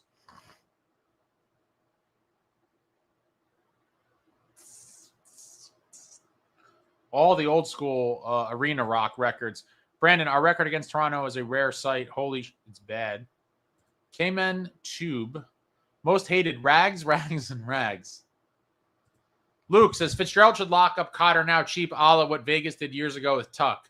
Oh, man, it's funny that you mentioned him. I was thinking about him specifically earlier today. I was like, my man Paulie's in a contract year. Like, what with this cap stuff going up, what kind of money is he going to get? And I feel like Cotter is going to be like, what do you think, Luke? Like a $3 million-ish guy? $3 million-ish? Tasha said, me might be Seek and Destroy. Honestly, I love that song. It's such a good pump up. Yeah, I mean, Hell's Bells, Rock and Roll Part 2, all the old, like, Bush, Machine Head, Foo Fighters, My Hero, all the songs they used to play at the old arena. When I hear them, I immediately think of that era of Devils hockey and being in the arena. Besides Rock and Roll Part 2, is there another song you'd like as the goal song for us? No.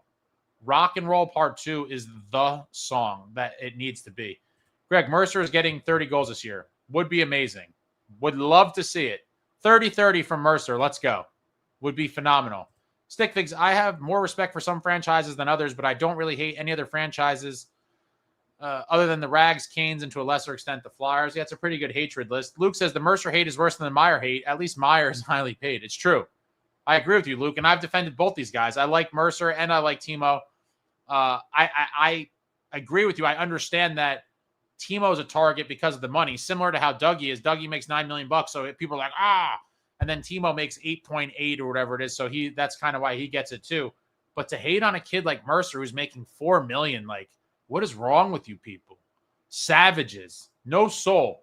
Brandon, I hope one day we change our goal song. So do I. Jungle Static, there's a lot of unfair criticism to various players, but at the same time, we need at least some of those players to step up if we want to be competitive. So I get it, of course.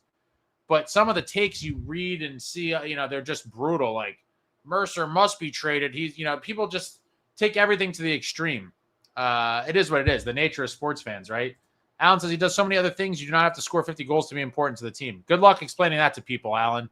Good luck explaining other, intangibles and things you could bring to a team outside of production, because it certainly seems like a large portion of this fan base is looking at goals, assists, points, and it's nothing else matters. Tasha, I don't know. I can see Cotter taking a discount, but I can also see him going bare bone. Cotter is a guy that I'm going to say is in a different situation. He made league minimum for a few years leading up to this. This could be essentially his entire career payday on this next contract. And so he has to get pretty close to market value, in my opinion. But because the money is so much lower than a guy like Luke, like let's just say Cotter's market value is 3 million, say, right? Like that's the true market value. Sign a team friendly and sign with the Devils for 2.8. I'm just making up numbers. I have no idea because now with the new, I have to see what other contracts have been signed with the cap going up. But let's just say it's around 3 million.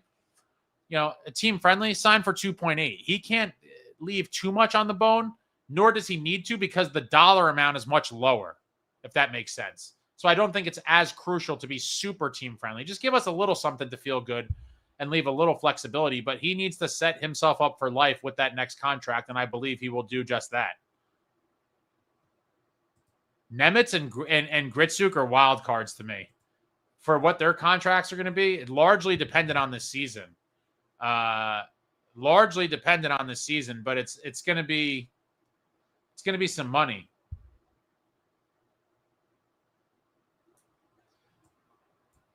Luke says 6-7 years, $2 million offer, meet at no more than $3 million. Of course, the booze face, no trade clause will be included. I'd be fine with it.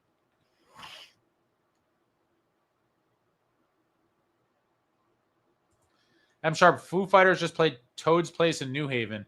My buddy lives over there, and he told me they had like a lottery for the tickets or whatever. Small venue, right?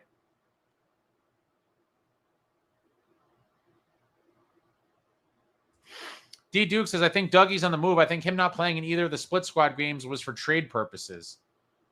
It's an interesting theory. I didn't look too much into it. I think it was more of just kind of resting up sort of load management kind of thing. But let's see if he doesn't play tomorrow, or if he doesn't play in one of the next 2 games, I would think it's super odd. We have no idea what type of roster they're going to send out to the Garden tomorrow, so we'll have to see. TJK, how much time until someone is shipped off so we aren't in the negative anymore? It could be a while because Fitz might just put Kovacevic and maybe someone else, Nason, on LTIR to be cap compliant, and then figure out how to long-term fix the issue before Kovacevic comes back. Matt says, my prediction is that Markey gets 30-plus wins this season. I hope so. I think that's definitely possible, but with how little games they let goalies play, I think it could be kind of tough. Stickfigs, health, this, and heavier, edgier, more violent that. If we can make the season 8 months of March, the Eastern Conference Finals is practically a lock. Yeah, we need Timo to start on fire. Tasha, when do we think Markey is going to sign, and will you be crafting his wing chart? You guys like the wing chart, huh? A lot of people talked about the wing chart. I could do a Markey wing chart, I suppose. Oh, the Markey wing chart. Amagi, the crop photo of Luke, Jack, and Quinn, the Devils just posted, is killing me. Well, let's take a look.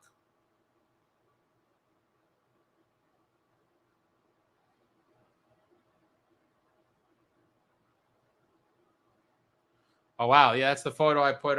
One of the photos that's on the thumbnail.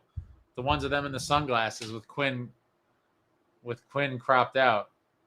Jungle Stack says, Cotter needs to prove it. He could go in 2 very different directions. So much potential, though. Stickfix, I feel like Gritsuk is one to keep meat on the bones and the raccoons full. If his telegram is telling anything, he's just happy to be here. Yeah, but that's until you start talking money, Stickfigs, and his agent's in his ear. We'll see.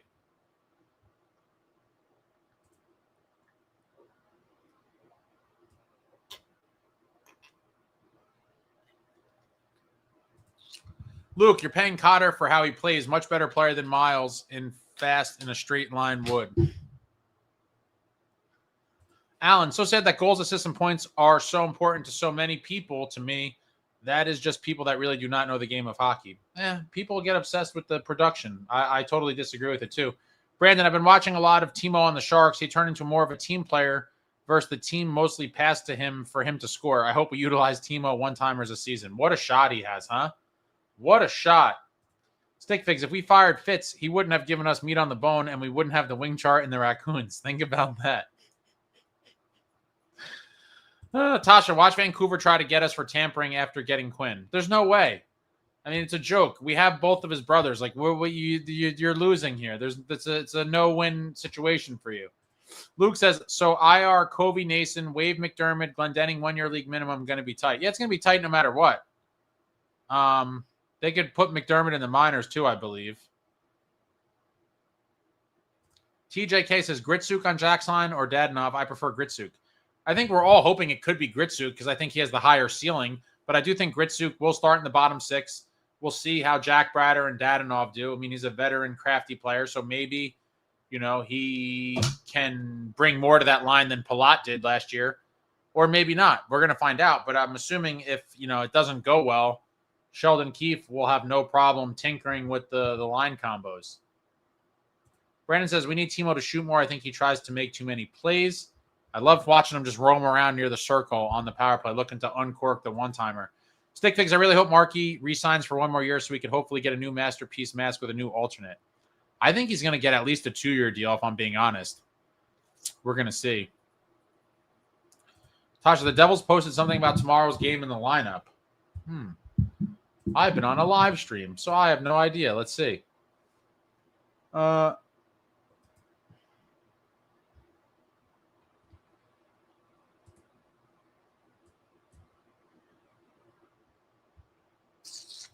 Where did they post it? I'm looking at the website, and I don't see anything.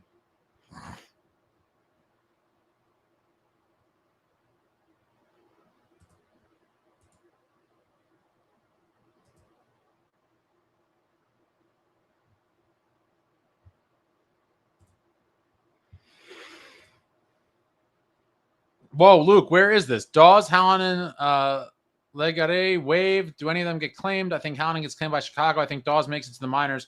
Everyone is pretty set right now. Ingram cleared and then was traded. Where did they post this, Luke? I've been looking at the Devils usually post that stuff on their site as like news. I don't see that on the site. Are they not posting that anymore?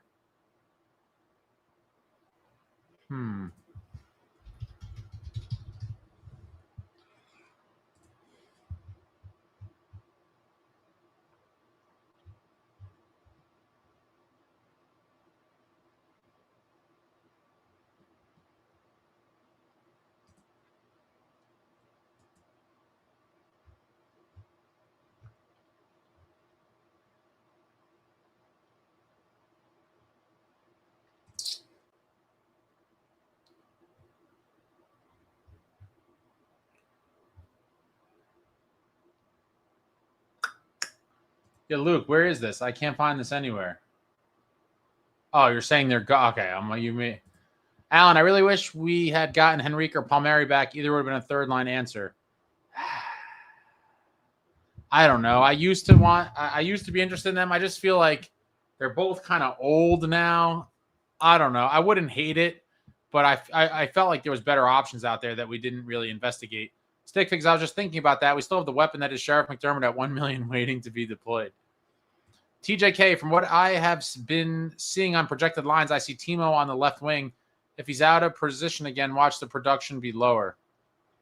Yeah, it seems like they're going to slot him there, but he'll just continue to drive the right side. So, I mean, not the end of the world, but it is funny that they just won't let him play right wing. Dadonov has been in Hughes' line all camp. He'll start there. Yeah, I think so too. Dawes doesn't make it through waivers. I would think someone would claim him too, but who knows? D. Dukes, Ace, who are you keeping when push comes to shove? Nemitz, Casey, Salayev, Haminaho, Grits. 2 will be gone if Luke comes early. Wait, I don't understand the question, D. Dukes. Because you have forwards. Haminaho is a forward, as is Gritsuk. Gritsuk is 100% on the opening day lineup. That's not even a question. As is Nemitz. So I'm not really sure what the question is here. I'm trying to figure it out. Who do I keep like long-term, are you asking? Brandon says, seeing Timo on the left side for practice today makes me want to puke.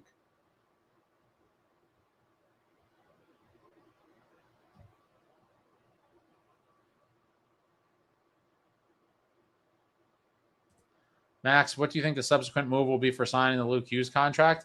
If I had to bet on it, I would think that it's, putting guys on LTIR to free up the money and figuring it out later. Brandon, we already only have a top 4 and not even utilizing out top lines is just crazy to me. Yeah. But for whatever reason, they think that that gives them the best line combos. Brandon, where does Lamico fit in all this? Potential 4C if Glendenning's not signed. It's going to be one of those two guys. Luke says McDermott could also be claimed. You think someone would claim him at that money, Luke? I don't think they would. I think he makes too much. If he made league minimum, maybe.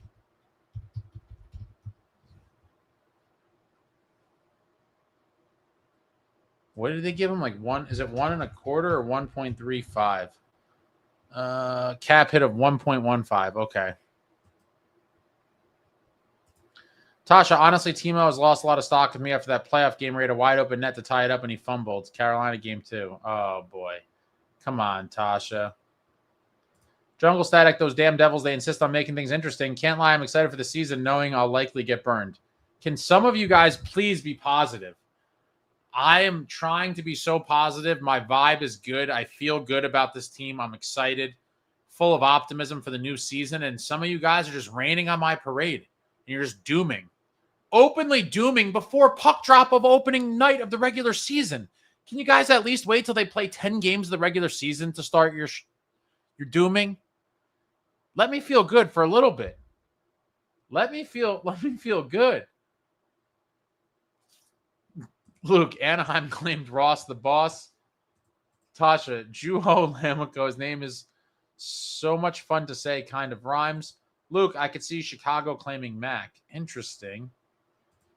Brandon, if the Devils can get more offense from their D this year, they can run the table. Wonder if Nemitz, Luke, and Dougie can push up their numbers. Well, we're going to need, I mean, listen, in the end, yeah, the defensive production or the offensive production from the D didn't really exist last year, but I don't think it would have been that big of a deal if the bottom 6 did anything. And so when the bottom 6 does nothing and then your defense doesn't really contribute ever, you're like, we're screwed. It's all up to the big boys. The big boys are bust. Max, I think it's an absolute tragedy if LaChance doesn't make the roster. This kid is going to be a difference maker, and him and Cotter on a line together would wreck shop. I think so, dude. I agree with you. I love LaChance. LaChance and Cotter with – I'm trying to think who – I really want a big center. I wanted a big physical center forever. They just don't exist as much as they did back in the day. But LaChance, Cotter, and somebody else could be like – there'll never be another crash line, but they could be like a poor man's version of the crash line, and I would love to see it. Tasha, it's our year. I'm so excited for the season. I could see the Eastern Conference Finals at the beginning of the summer. I would have said no, but now 100%. I like it, Tasha. I like it. Luke, I'm positive. More so since Fitz finally took care of his top priority. Brandon, Ace, the first month is going to be tough. Nowhere near dooming yet. Wait till late October. Oh, boy. I hope we come out of that month pretty good. Tasha, if LaChance doesn't make it this year, I could see him making it next year. Dadonov is only on a 1 year. Oh, for sure, LaChance will be here eventually. And I can't wait for it. Brandon says there's a good chance the Devils get destroyed in October. I certainly hope not. Tasha, LaChance, Cotter, and Grits. It's an interesting one. Luke, bottom 6 awful, and you know who's MIA with a booze face, special deadline, and even more so presser.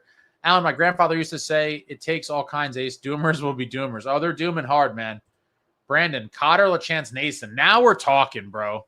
That is kind of I forgot about Nason because he's hurt. Cotter, LaChance, and we saw Cotter and Nason last year. Who was the third guy? Was it Bastian that they started with? That may have been what we started with at the beginning of last season. I think it was Cotter, Bastian, and Nason. Or was it Cotter, Bastian, and I could have sworn it was Cotter, Bastian, Nason. But anyway, Cotter, LaChance. Well, Cotter would probably have to play center because LaChance, I think, they've been using him as a winger. I'm down for all combos, but Cotter and LaChance together would be phenomenal, and we'd have to figure out the other piece.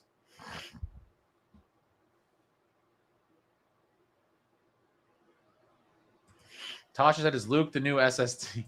Roman, Cotter is Ace's most overrated player. He just hits and had a good start to last year. He doesn't do much else. I mean, my most overrated player in terms of what? I like the guy. He's a bottom 6 player that I enjoy watching. You make it sound like I'm talking about the guy should get a Hart Trophy. I mean, I think I rate him at exactly what he is. A nice bottom 6 player.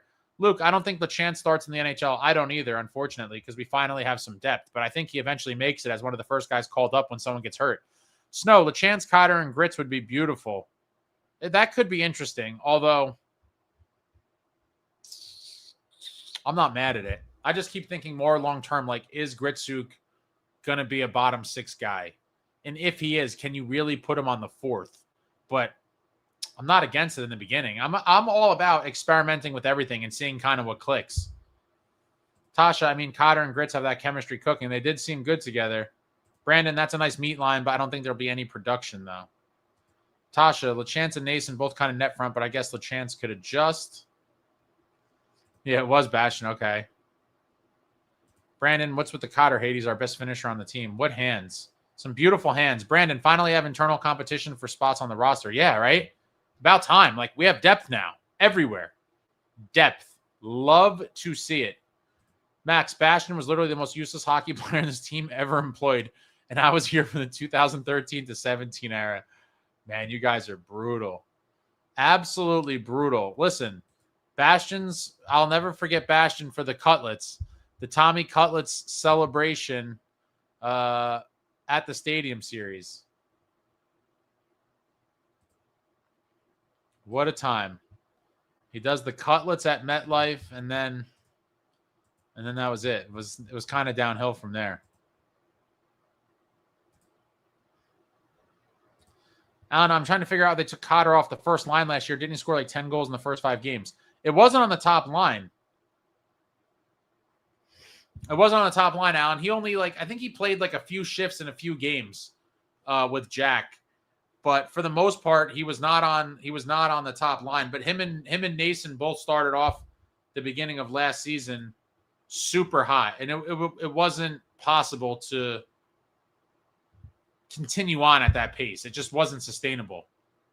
But the drop-off was dramatic. He was definitely on pace to have a career year. And then he kind of went through a cold spell. Magi says Bastion was a goober. Tasha, Bastion is not the most useless player this team's ever employed. You forgot about Dowling. You guys are brutal. Brandon, it's hard to believe, but with our current lineup, the power play can improve from last year. Yeah, it's filthy. I think it's going to be filthy. Luke says Tasha, not dooming, just won't drink Kool-Aid. Odds Mikey Scandal signs with Carolina. I mean, all the reports have been coming out for weeks, so at this point, I'd be shocked if he didn't. Brandon, Ace, what's the number one thing you're the most excited for this season? For some reason, I have a lot of hype for Gritsuk. I'm probably right with you. What do we have in Gritsuk? That's probably the number one kind of question heading into the regular season. Like, where does this kid land? What does his production actually look like? Etc. One of the more exciting prospects breaking into the big club in some time, in my opinion. Justin, no, Tasha. Andrew Peters was the person the Devils ever employed. You guys are brutal. Jungle Static, funny the league-wide rap on us is if they can stay healthy. If we have another season of injuries, do you start questioning the fitness and nutrition team? Surely we're owed some good luck. It's hard, man. Sometimes guys are more injury-prone, and we have some guys that are. It's pretty brutal.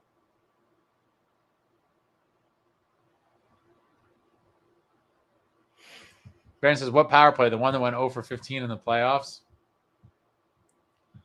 Tasha, Dowling had that one massive hit before the Nemitz double OT goal. It's true. Again, right, Tasha? Great point. He had that hustle play that kind of set that up. Not everything shows up on the score sheet. So it is easy to look at, goals, assists, points, and be like, blah, blah, blah, this guy sucks. But there's a lot of stuff that does not show up there. And a play like that from Dowling does not show up on the score sheet.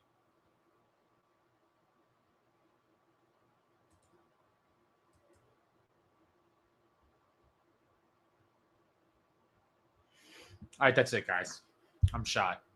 It's a long day. Hit the thumbs up for your boy, please. I can't see how many things we got here, but the last time someone posted it, it wasn't great because you guys are being stingy with the like button.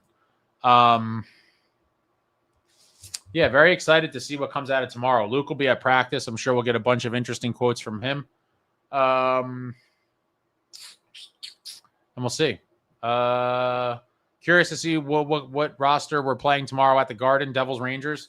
And then we have to wait 5 months to see it again in a game that matters in the regular season.